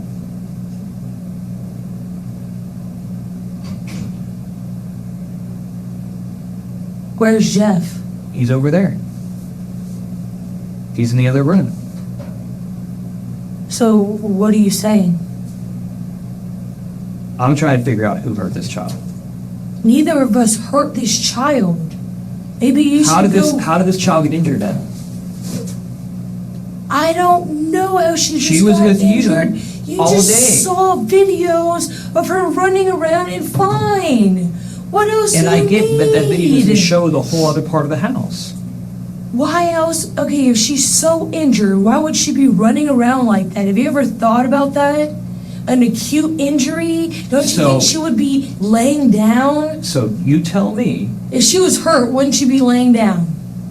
what could have happened when you took her off screen? So you think I took her off screen, went and beat I don't her, know. I need to know. what broke her happened to skull, She's got a fractured skull, bled her inside, and she might not make it through the night. and then brought her back out to feed her? And everybody else was just running around fine?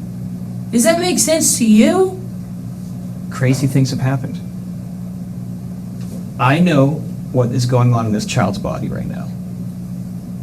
And it doesn't just happen out of it.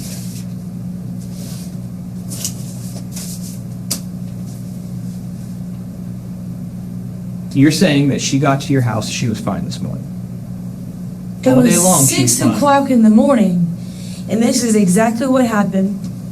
We don't sleep because we have a newborn. I understand. He leaves at 6 o'clock, 5:30 in the morning. He's gone. I lay her down with Harper half the time. They go to bed. It's 6 o'clock in the morning. I try and catch some more sleep while I can with Holden. So I was sleeping in with Holden. She was in the room with Harper.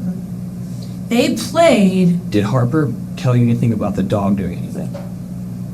I can ask Harper. But she is making statements like, oh, dog did this, all throughout the day. Harper was in there for so long with her. That's what you don't understand. They were playing all day in there. I even have a text message that said they were playing all day. Now we're about to go to the park. Yeah. I said, in her room, they were playing all day. Did I not? Why would I say that? What? Come on, man. Don't do this to me. Don't ruin my life. I'm not ruining your life. No, you're on the cusp. I'm trying to figure out am what a happened with this mother. baby. I understand that. No, I'm trying to figure out what happened with this baby. I did not do anything to that little girl. And you are not about to ruin my life over that. I'm not ruining anyone's life. I'm in the midst of getting my entire record cleared from 2000, back in the day, 2010. Okay. I have busted my ass in life to get to where I'm at right now. Okay. And I have helped her mother, and I've been there for her, and I've done all of this, and you're gonna sit here and you're gonna tell me, do you think I hurt this little girl? I don't know what happened with this little girl. I just know she was with you, and now she's injured to the point where she might not make it.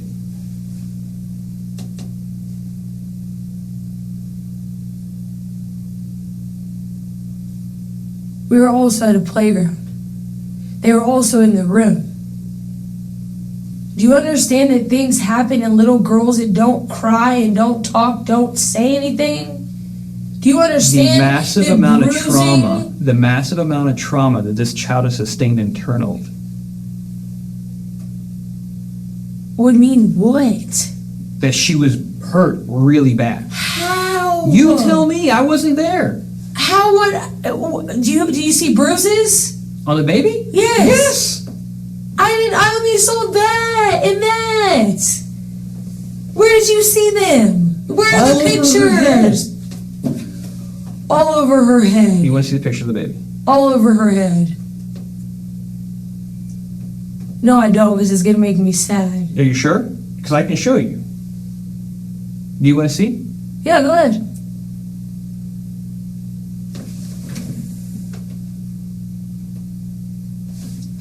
Those weren't in your photo.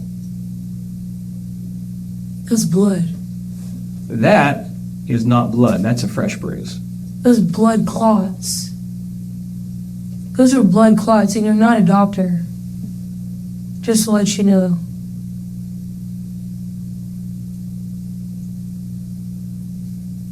Exactly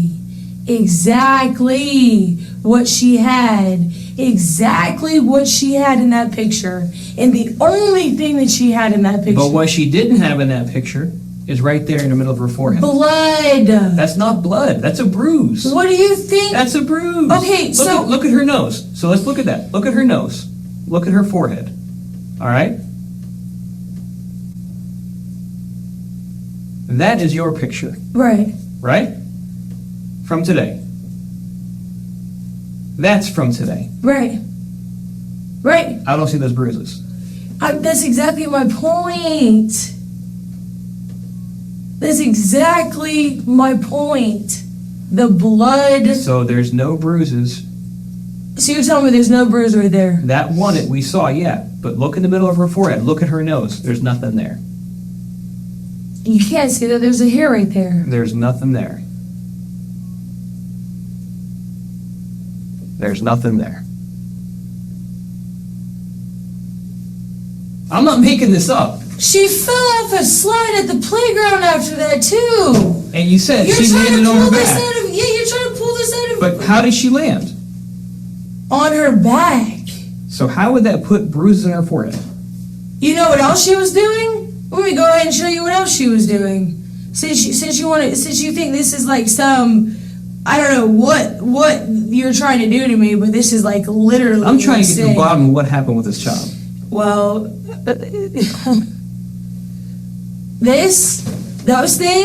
those right there, they bounce. Mm-hmm. There's a metal bar right there too. You ever thought about that? Okay, did you see that happen?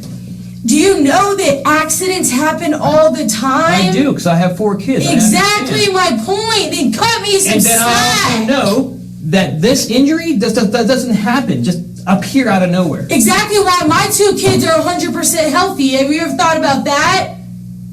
You ever thought about that? Yeah, I thought about it. Okay, then think about it a little bit harder. But maybe you need to think about you're the only person with her, and she's injured like this. I did not hurt that little girl. What's that? You want to talk to her? Yeah, I was just getting a couple things down. I need to go get my children.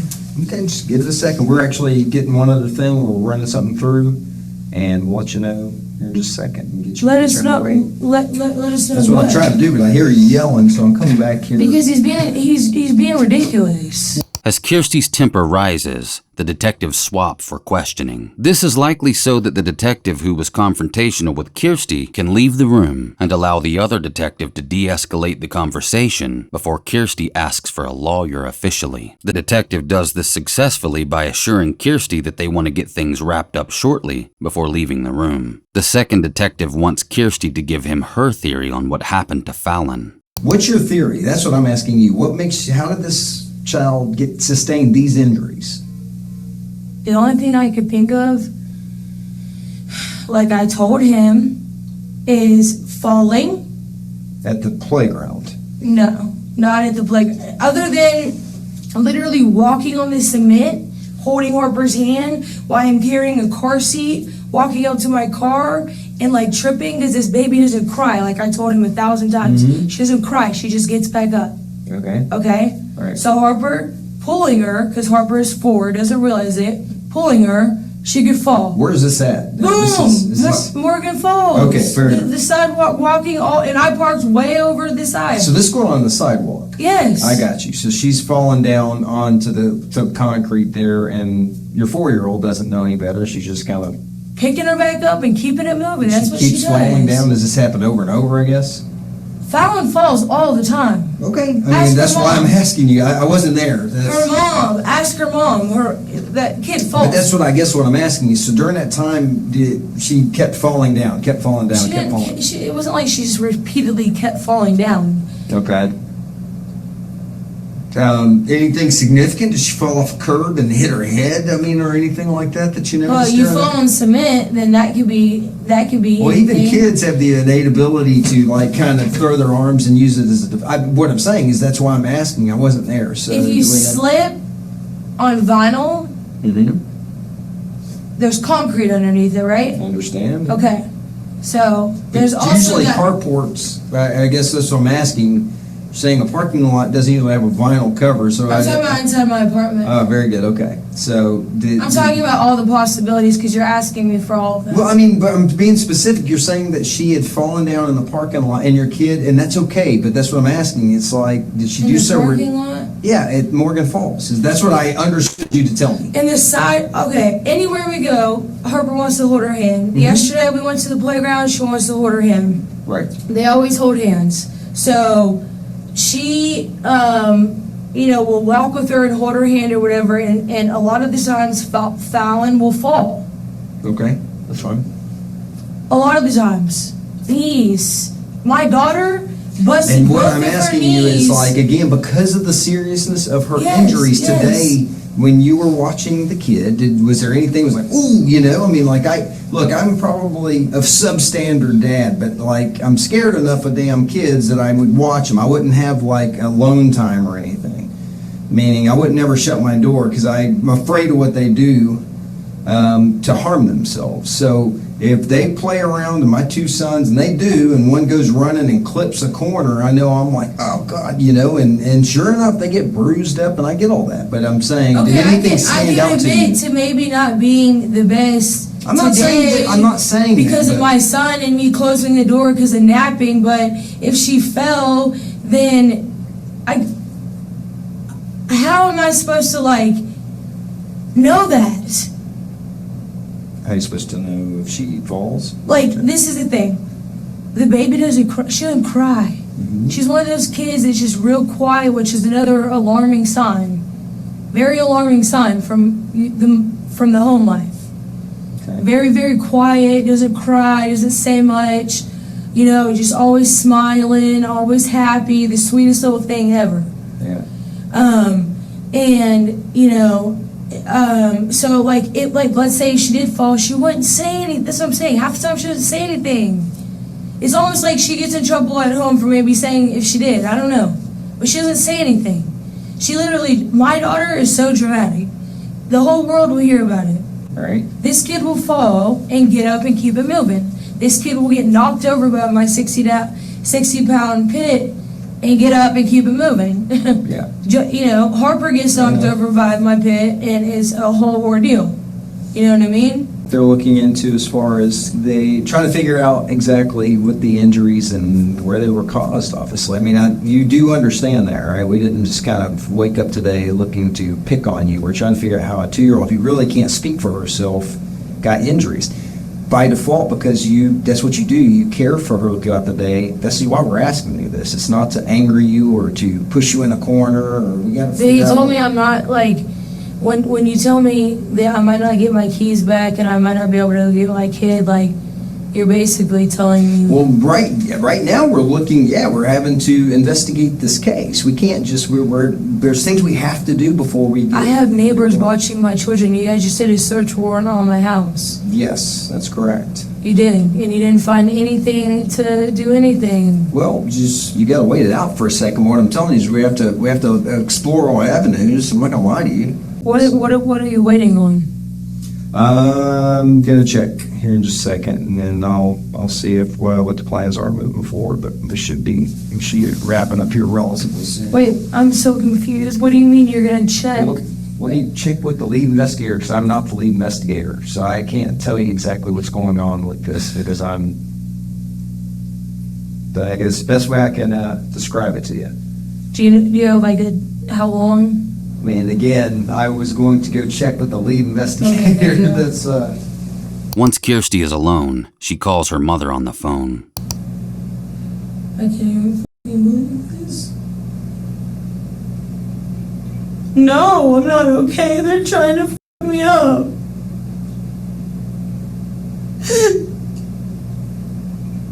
Yes.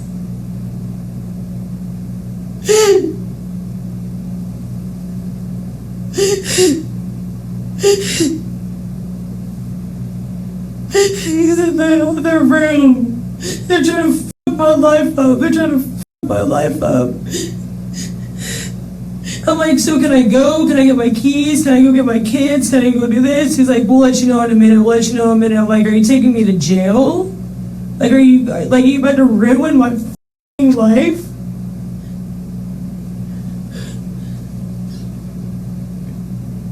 They don't know. She's in critical condition. The other cop told me she was dead. While making another phone call, the detectives return to issue Kirstie a search warrant for her phone. She's also about to find out something that changes everything. Hey, Kirsten.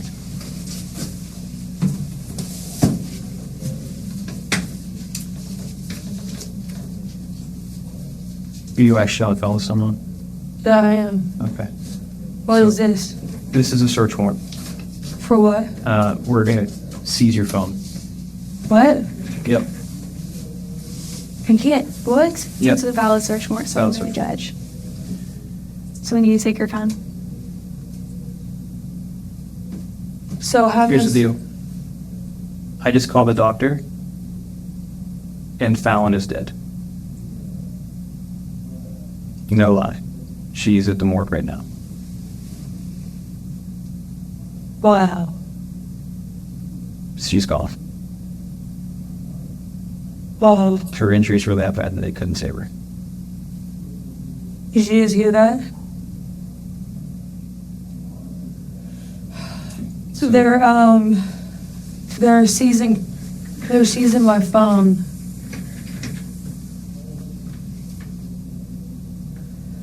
So, I guess, how long are you gonna have my phone for? Probably as long as it takes for us to process it, which could be 24 hours. Okay, so, and then I come back here and get it? Yeah. We'll contact you to release it back to you. So I have Jeffrey's number. I can call him and y'all can come back and get it then. I know. Alright, well, let me go ahead and, read over this paperwork before I give them my phone. Let me have her copy to keep.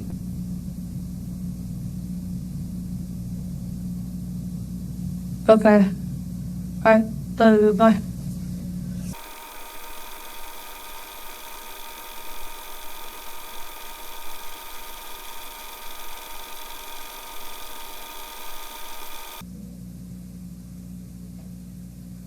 I actually have quite a few things I have to write down. Well, here, let me, before you go. I have a psychologist appointment tomorrow. We're going to give you these things back, but we're not going to allow anything to be manipulated right now. It's not going to be manipulated. We're It's in going her to get custody back to you now? right now, okay? Kirstie's in her custody right now. I have a psychologist appointment tomorrow. Do you not understand that? We I do think- understand yeah, that. so No, we you can don't. put you to this. No, so you maybe don't. will, Right okay? now, our main But I priority is am a nurse, investigating. You just took it out of my phone. Out of my hand. I did, Okay. yes. Search You warrant have now. your phone number. We did. So, Oh, aren't you lovely? so, okay, we'll be right back with you, okay? So. You go to the bathroom or anything? What do you mean? I'm leaving. Okay, or, Just sit tight. We'll come out here in just a second. No, I'm ready to go. You just took everything from me. ma'am, come in here and sit and we'll talk. You Come just took everything from me. You're trying to ruin my entire life. No, actually, we're just trying to figure out what we got here. Come with me, come here. For 1 second. No, literally, they're trying to ruin my life, babe. Ma'am, listen. Hey, listen to me. Look at me. Let's walk in here so we can talk, and I'm gonna answer No, your you guys are questions. just taking. Ma'am, listen to me. Now, do you want me to explain Like, I'm this not a to you? human. This is All why right. they talk about Come- y'all the way they talk about y'all. Okay, and then I understand. Because y'all don't treat us with respect. Okay, You don't come even and have ask me. proof or facts Ma'am. or anything, and you're treating me like that. Ma'am, How come dare in. Come you? in and have a seat. So disrespectful. Listen. Seriously, it's so disrespectful. All right, I'll get something for you. Now listen. Okay, you know. Okay, let me grab something to clean that up.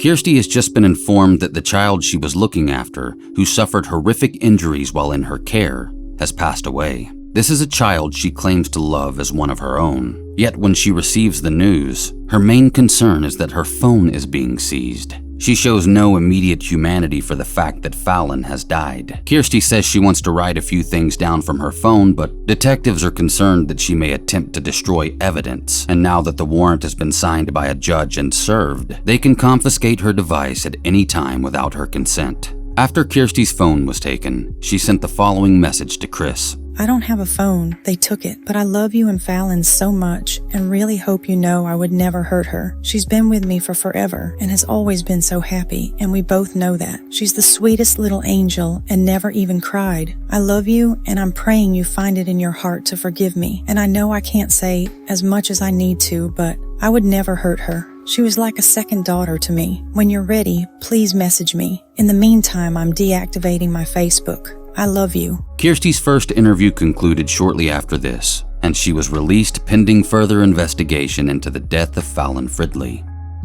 While Kirstie was being questioned, her boyfriend Jeffrey Myers was also questioned by the same detectives in another room. According to Kirstie, he and Fallon's stepfather Cameron worked together at a landscaping company on different crews where Jeff claims Cameron got him a job. Jeff also claims that he and Kirstie have been together since around 2014 and living together since 2017. Jeff admits to being in and out of jail due to addiction, but says that since the birth of his and Kirstie's 8-month-old son, he's been trying to do right by his family. In Jeff's interview, he claims he left work at around 5:30 a.m. on December 9th, and that when he got home from work at around 5 p.m., no one else was in the house. He then proceeded to take a shower like he normally would, and when he got out, Kirstie and the kids had arrived home, he suspects, somewhere in the realm of 6 or 6:30. Jeff is questioned about Fallon's demeanor at this time. I didn't see her until I got out of the shower. I got out of the shower, and she had already put her to go to sleep. So I didn't see Fallon until she woke up to eat dinner. That's when I saw her. So she was put to bed for like a nap? Yeah, she was tired. I could hear her crying like she was trying to put her to sleep, go to nap. You know when babies get tired, they start whining or whatever. Yeah. Jeff continues on, claiming that he heard Kirstie putting Fallon down for a nap. Next, he played with the kids while Kirstie made macaroni and cheese. So far, according to Jeff, he had yet to have any interactions with Fallon. So the first time you actually physically saw her was like at 8:30? I saw her asleep. I saw her napping. Yeah. And then she cooked dinner, and then when she made dinner, it was like 8:30, she yelled, "Fallon, come eat." She yelled it a few times. Fallon came right out the room, came and gave me a hug, because that was the first time that I had seen her since I'd been home. Really seen her, you know what I mean? Yeah. She was fine. She seemed fine. She gave me a hug, sat down at the table, and we tried to get her to eat, and she wouldn't eat, man. I don't know. Kirstie says she deals with that all the time, though, about her not eating. Yeah. So I don't want to know what goes on during the day when I'm not there, but... So she came out of the room, ran out of the room like normal, everything seemed fine? I didn't think she was going to even hear her name be called, honestly, because she called it from the kitchen. And you saw what the kitchen is compared to the bedroom. It's a little bit ways, yeah. Right, so I didn't think she would hear. She came right out, looked fine, gave me a hug. She made her plate. Both the kids, Harper and Fallon, Holden was already asleep, sat down at the table. Harper started eating. And Holden's your son, right? Yes, sir. You said he's 8 months? Yes, sir. And you said Harper's your daughter? She's my stepdaughter, pretty much. It's her. She has a baby by now, but it's still... You're being the dad? Yeah. Yes, she's 4. We're about to be 4. Yeah, okay. But, they ate. Harper was eating, and she always likes to brag, saying, "Look, I'm eating all my food. I'm eating all my foods," because we're trying to get her to teach Fallon to do that. And Fallon wouldn't eat. We're like, "Fallon, you don't want to eat, you don't want to eat." We're sitting there, and she's just looking at us. And she does that sometimes, you know what I mean? Like, she's a very quiet child. But this time, like, I'm trying to get her attention, and she's kind of like staring off to the right. Like, she wouldn't make eye contact with me. Mm-hmm. I thought that was weird, so I'm snapping in her face. And eventually, she would make eye contact with me and was coherent, like, would understand what I was saying. Mm-hmm. So we said, "Are you okay? You okay?" And she wouldn't say anything. So she was kind of breathing funny, like, I don't know, like maybe she was trying to catch her breath, but wasn't out of breath. I don't know. It was weird, man. I've never heard the noise that she was making before, but we laid her down. She was fine. We stayed there for a few minutes to make sure that, she was okay. Okay. We laid her down, saw that she was okay. left out and went and smoked a cigarette. We both said, now let's smoke a cigarette. I said, let's go, when we get done smoking the cigarette, let's go check on Fallon. You know, I'm worried about it. We were both worried about it. She said, we both agreed. We got done smoking the cigarette. I don't know how much time elapsed since then, honestly. No more than 10 minutes, probably 10 to 15 minutes. Can't be no longer than that. Now put yourself in Jeff's shoes. You're starting to suspect something isn't quite right with a 2-year-old in you and your partner's care. She's exhibiting signs that she may not fully be responsive, and her breathing was described as a noise you've never heard her make before. Would your reaction be to disappear outside with your partner to smoke for 10 or 15 minutes and leave the child unattended? Probably not.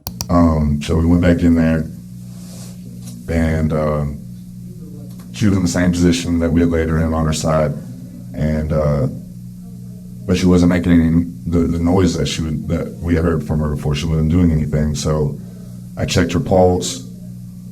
She grabbed her. She sat her up.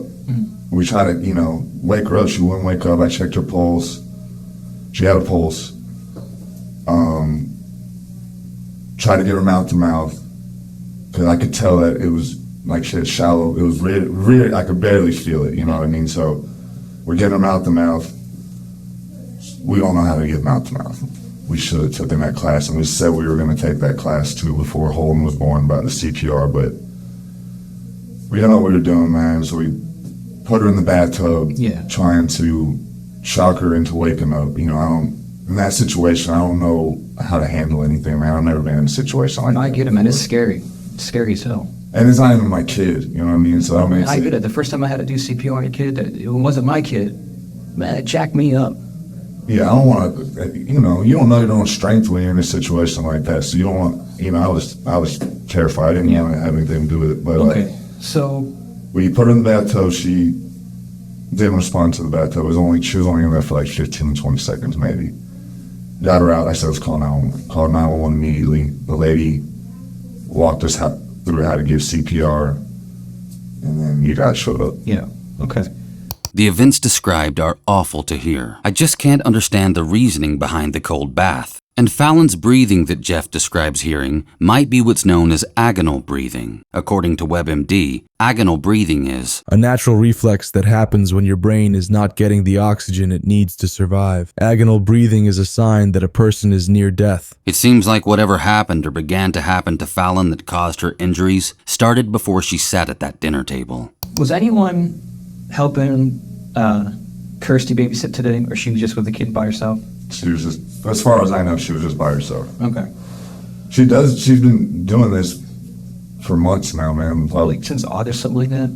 I know, since summer, taking care of 3 kids with no issues. Okay. You know what I mean? So this is like totally... just crazy. Yeah. I don't know how to feel, man. It's shocking. There may not have been any incidents in the months leading up to Fallon's death while Kirstie babysat, but on December 9th of 2020, there definitely was. And right now, that's all that matters. The detective leaves the room for a little while before returning with the second detective from Kirstie's interview. He explains to Jeff that Fallon is alive even though, like Kirstie, Jeff was already told by another officer that she'd passed. The detective goes on to describe Fallon's injuries in full detail. Jeffrey Myers acts as if there's no way Kirstie Flood could be responsible. Like she's getting beat or something? Is that? It looks like it. Sir, I'm not just trying to stick up for my fiance because it's my girl and my baby and my mother or anything like that. This girl does not lay her hands on these children. I can tell you that. I promise you that. I've been a witness to her being a mother to her daughter since she was 1, and I've not seen her spank her, not one time. So with these injuries, I don't know what happened with Fallon. We love Fallon like she's our own little girl. Like, I could show you pictures where we spend time with her like she's our own kid. So this is completely baffling to me. I don't know where that would come from or how or anything like that. I know that she was sick and her family or her father was, or stepdad was sick or whatever. That's the only thing I know. Yeah. Well, sickness wouldn't cause the injuries that she has. The detective goes on to inform Jeff that the injuries Fallon sustained were not caused by normal child activities. These were clearly signs of extreme abuse. Jeff rehashes exactly what happened from the moment he got home again for the second detective, before the leading detective asks Jeffrey if Kirsty has ever hit the children. And you say you never saw Kirsty ever smack, hit, anything to a kid? No, sir. None of your children never saw her at Fallon? Well, Holden's only 8 months old, so but Harper, like I said, sir, that's not my kid. So I don't discipline, I don't do anything like that. I let her handle it because I feel like that's right. Fair enough, I'd probably do the same thing. She grounds her, she takes away things. She may yell at her, she may curse at her. But I've never seen her lay her hands on her, not one time. Yeah. Not in the almost 4 years that I've known. And you weren't home when Fallon actually got there this morning, right? You were already at work. Yes, sir. All right. All right, man. I'm sorry. No, If I could be more help, man. That's just this little girl's okay. Yeah, me too, because nobody deserves this. I'm sorry. All right, let me, we're going to go confer, but then we're going to see what we can get you going here, all right? Yes, sir, I appreciate it.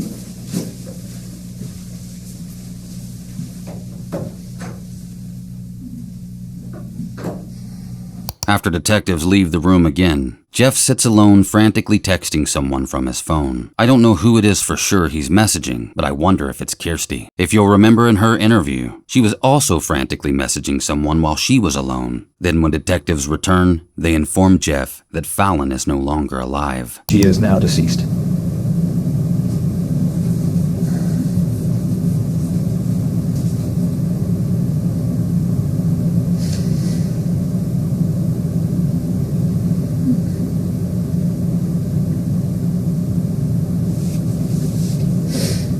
And I think now's the time. If there's information that we know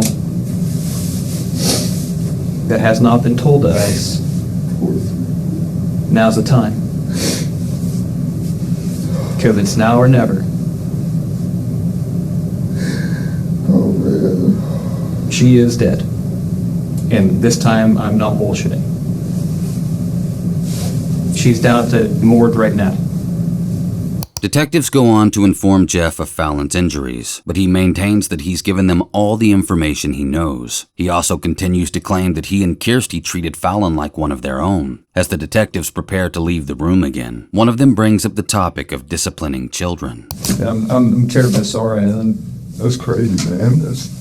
It is. That's what I'm telling you. I've got kids too. I've had all my kids obviously are beyond 2, but what I'm telling you is that I've had times where I've spanked my child and I was like, damn, did I hit my kid on the ass too hard, and I get mad just like anyone else. But before I didn't to touch the whole discipline thing, but my son's not old enough yet, so right. We haven't even gotten to that point yet, you know what I mean? That's why this is... Well, I mean, like I said, I stand by it. We're being recorded. I got whooped as a kid. And I don't get me wrong. I mean, no, what I'm saying is, I know there's parameters and limits, but I will never apologize for trying to, because my kids are well-mannered. They all say sir and ma'am to people. And they're good, all right? Now, there's a person that would listen to this say, I think I'm a fool and stuff, but I don't give a shit. But I'm saying it doesn't, I get if there is, if people fly off the handle and get pissed, because I am I'm not lying to you, I'm kind of incapable of doing so. My kids make me more pissed than anything I've ever seen. Now, I can honestly say I've never done anything, even if that means I go outside and seed for a minute, but,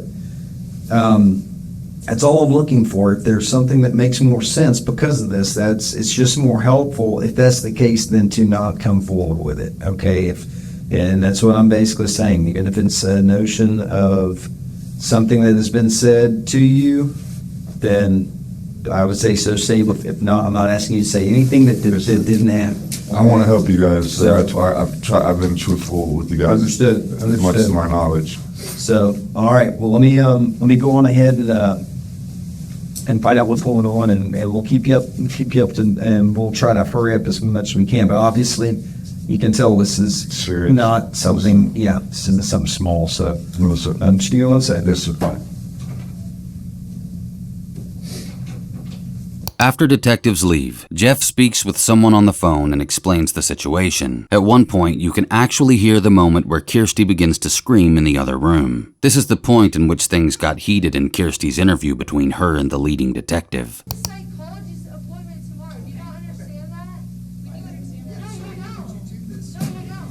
That's what I'm saying. Hold on, I can hear her yelling. Hold on, I'm trying to see what she's saying. Oh, aren't you lovely? I hate her. She gets wild up like that. I don't know how she gets.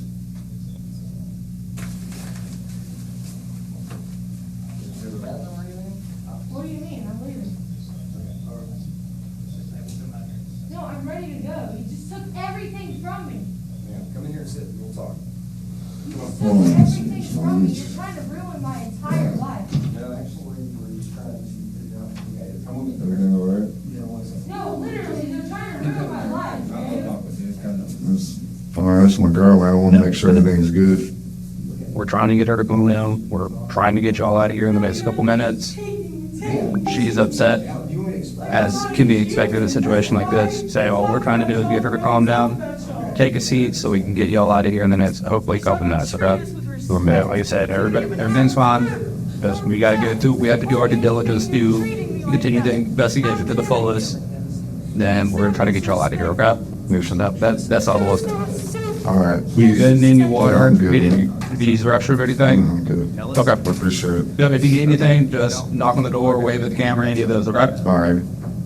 Jeffrey Myers is released shortly after this moment, but this is only Jeff's first interview. The following day, on the 11th of December, Jeffrey Myers and Kirstie Flood are brought back into the police station for further questioning about what occurred 2 days prior on December 9th. Kirstie is under the impression that she's just there to pick up the phone detective seized the day before. During Kirstie's second interview, she is re-questioned by a female employee of the department in a non-threatening manner. Kirstie claims that she helped Fallon's mother get back on her feet when she was dealing with addiction at the request of Kirstie's own brother. Kirstie says she's the one who talked Kristen into going into detox before Fallon was born. She also claims that Chris has been clean ever since. Kirstie then makes further unsubstantiated claims about Fallon's stepfather Cameron, while also claiming to look after Fallon primarily out of love. She also said she deactivated her Facebook due to the hate she's been receiving online in regards to the death of Fallon. I'm summarizing here because Kirstie rambles quite a lot. Next, Kirstie is asked about whether or not Fallon was a picky eater, which leads back into the topic of the CPR that was administered to the child. Was she pretty picky eater? She clearly only ate candy and just at home. So at my house, we eat real food. Yeah. You know? We try and incorporate all the, the grain, the veggie, the meat, the pricing, all that. We try to do all that. Yeah. And, apparently, the sergeant said she had like a carrot lodged down her throat, or in her esophagus or something. I don't know, if it's because she just really didn't want to eat it. I don't know. But the fact that all of that accumulated, that's impossible to accumulate that fast. I'm sorry, but it is. What do you mean? All of this stuff that detective said happened, with her. He said that she has a brain something, laceration of the spleen. Yeah. Also, the people, this is too loose, on the recording line, I am not CPR certified, but they made me give her CPR for about 8 minutes straight like this. 2 inches deep. She's flat on your back. She's 2. Yeah. You don't do that with a 2-year-old, and I didn't think about that till later. Okay. You're supposed to flip them over and you're supposed to hit them around the back. There's a reason for it. They're too little right there.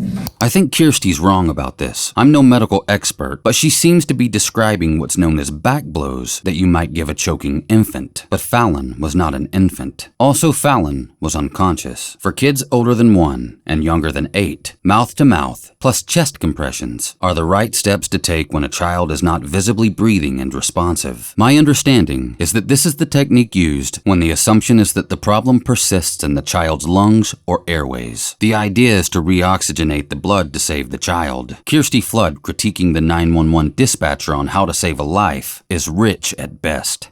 For no shit, there was internal whatever. No shit. Yeah. You know what I mean? And my mom brought that up. My mom was like, you don't give CPR to a baby like that.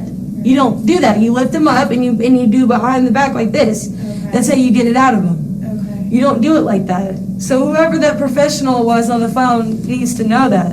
Okay. Do you think that's how they're saying that the internal injuries? That's the only thing I could think of. Like they said something about her stomach. Oh, okay. Okay, but the thing is they say go between the nipples, right? Okay. So when you're 2 years old, it's just kind of like there's not a lot of area right there. Right. So I am 200 pounds. She said to get over her like this, you know, and full force, 2 inches, 2 inches, 2 inches, 2 inches, 2 inches like that. So like when they say 2 inches, you mean like push down, so it goes down 2 inches? No. Oh, okay. What? Oh, like. They wanted me to like plop it, and I'm like, I am not. I mean, I didn't stop. Yeah. I wasn't gonna stop. I was gonna do whatever I had to do. Yeah. But I'm like, something is not right about this. And then when I would blow the air in her, I would hear this noise in her stomach. Oh, okay. And then I would do it again, and it'd be like this, like I don't know what it was, fluid, if what it was. And then she'd go.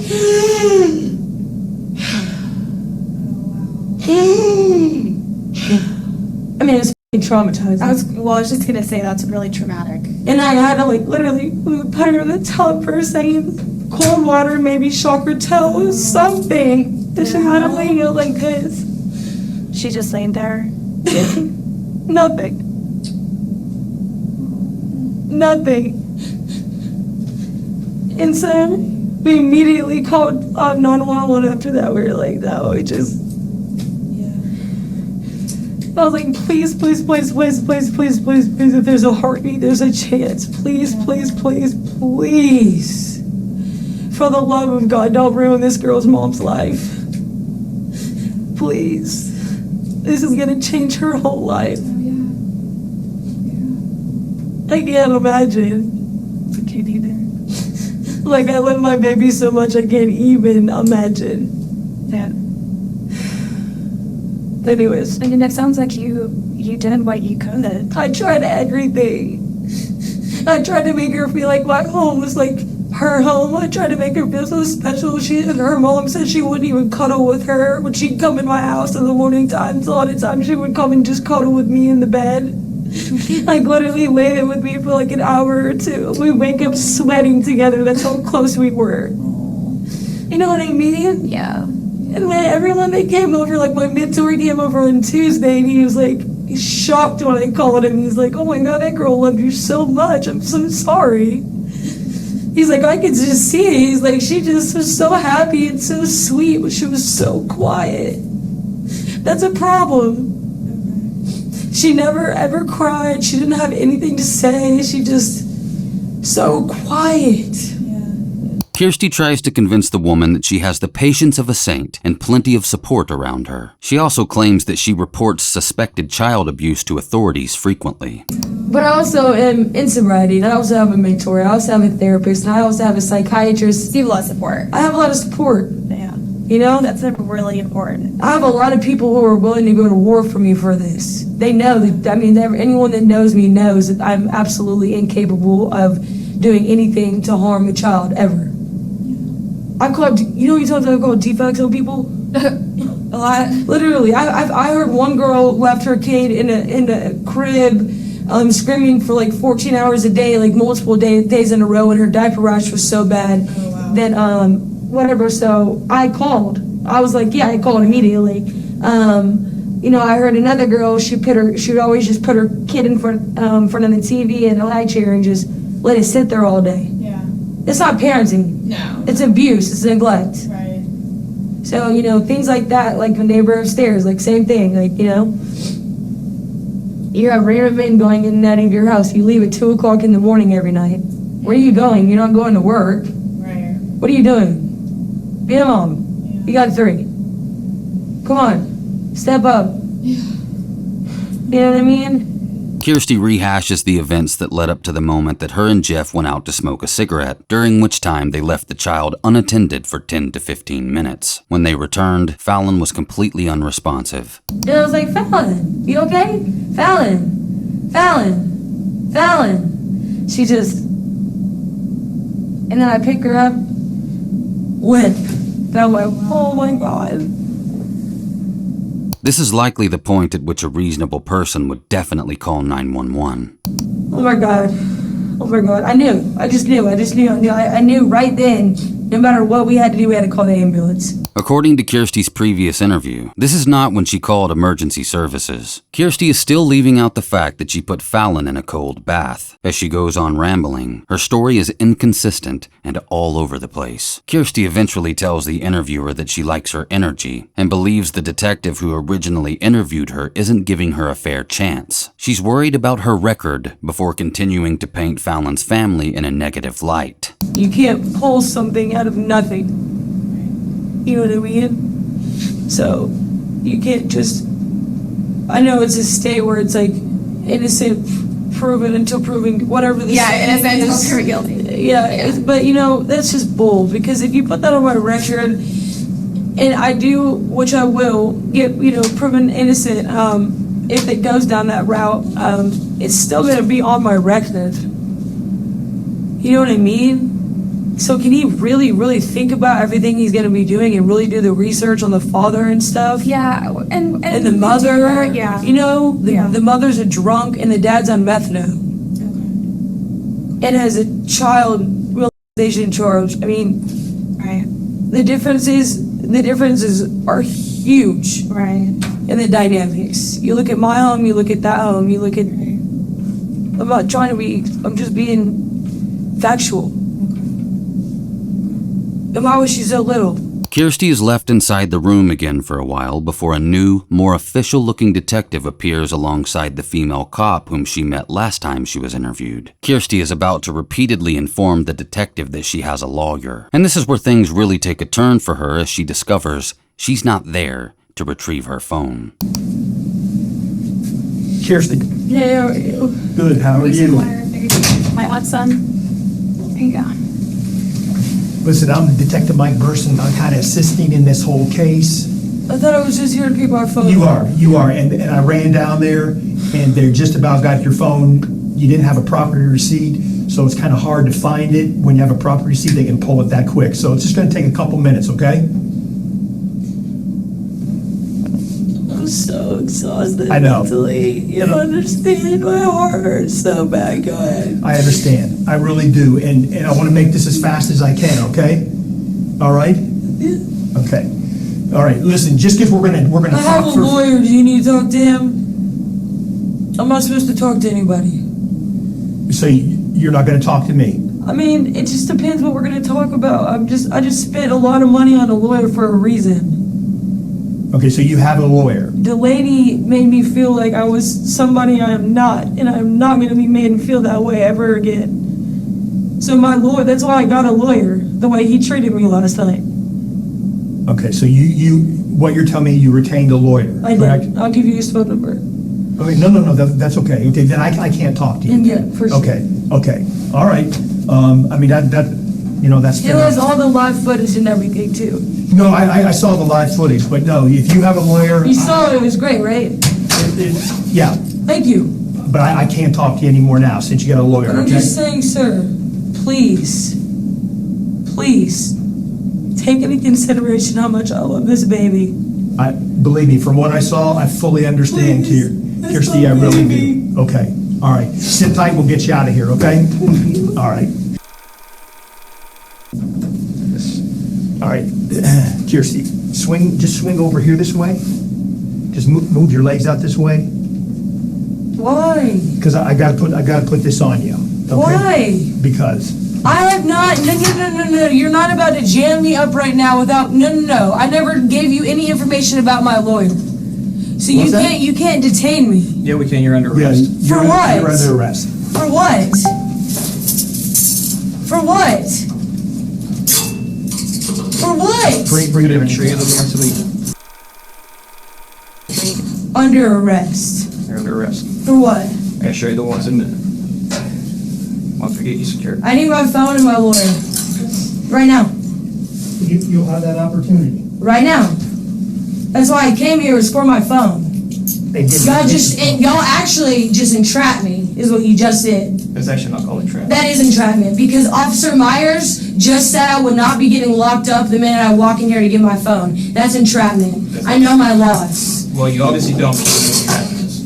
That's entrapment. He literally just said he would not be locking me up. That's what he just That said. is not the And my children are at home. No, they're not. No, they're not. Yes, they are. No, they're with D-backs with your mom. They're not with you. Excuse me, you're not about to pull my leg like that. You need to chill.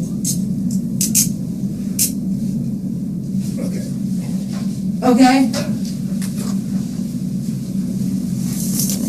Where is Jeff? In my car and everything else that I own is outside. Still outside? Where's he? Jeff's in the lobby with... Does he know that you're arresting me? Not yet, he'll know here in a minute. Hello. That's why you smile. Why did I smile? Oh, get it now. Okay.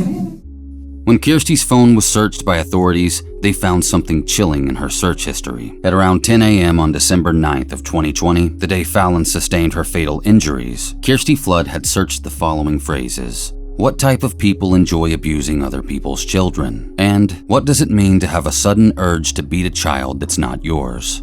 This was just hours before Kirstie asked if Fallon could stay at her house. Evidence gathered from the camera feed in Kirstie's home also painted a better picture of how Fallon sustained her injuries. Kirstie Flood was later indicted on the following charges: murder, cruelty to children in the first degree, cruelty to children in the second degree, felony murder, murder in the second degree, tampering with evidence, and finally, shocking everyone, aggravated sexual battery. Yes, Fallon was alleged by grand jurors to have been violated by Kirstie Flood. That's how sick this monster was. This was how much of a liar she was in her interrogation. And on top of everything, she abused Fallon in front of her own 3-year-old daughter, Harper. According to Chris on the Justice for Fallon Facebook page, Kirstie Flood had also been abusing her own children too. She alleges that authorities went back through weeks of Kirstie's nanny cam footage and found other instances of abuse and neglect. She even claims that Kirstie's young son was left in a walker for as long as 8 hours at a time. Jeffrey Myers was also later arrested and indicted on the following charges: false statements, tampering with evidence, cruelty to children in the second degree, and murder in the second degree. He knew what Kirstie was doing, and he didn't stop it. Then, in a bombshell twist, Kirstie's mother, Karen Flood, was also indicted on the offense of influencing a witness, where it was alleged that she engaged 3-year-old Harper Flood in misleading conduct to prevent her from giving information to Sandy Springs PD in connection with the murder of Fallon Fridley. While Kirstie and Jeff pled not guilty initially, on the 18th of March 2024, Kirstie Flood changed her plea to guilty and received the punishment of life without parole. Jeff also accepted a guilty plea deal to murder in the second degree. He was handed down a 15-year sentence by a judge. His and Kirstie's pleas made it so that Chris would not have to suffer a lengthy trial in court. I guess at very least, justice has been served to Kirstie. But believe it or not, the battle wasn't over. DFCS placed Harper Flood in the care of her nearest relative, and that relative was Karen Flood. Harper's paternal side of the family say Kirstie used to call them from jail frequently and protest her innocence, but when they started to realize she was guilty, they stopped taking her calls. According to them, this is when Harper's biological father, Avery, was cut off from contacting Harper. Kristen Fridley loved Harper Flood and began to promote a campaign run by Harper's biological family called #BringHarperHome. It was aimed at paying for legal bills associated with taking Kirstie's family to court in order to get custody of Harper, who they say, at the time, hadn't even received adequate counseling after witnessing her own mother beat her 2-year-old best friend to death. The GoFundMe raised over $16,000. In May of 2021, Avery was finally awarded custody of Harper Flood. The last update to the campaign shows countless photos of Harper looking happier than ever with her father, siblings, and paternal side of the family. I have no further updates on Harper's status, but I certainly hope she's doing well and continues to smile. Kirstie Fridley continues to post on the Facebook page, where she has since welcomed a son named Asher into the world on December 18th of 2021. She's also looking forward to welcoming a baby girl into the world this year. That baby girl's due date is December 9th, 2024, the day Fallon was attacked. I have little doubt that Fallon's siblings and Harper Flood will ever forget the angel that was Fallon Lynn Fridley. If you see something, say something. Never hesitate to save a life or inform authorities when a child's well-being is threatened. There's no excuse. There are a number of resources that can help. Here's a list of numbers you may need right now. I'm Mr. Black, and this is The Disturbing Truth.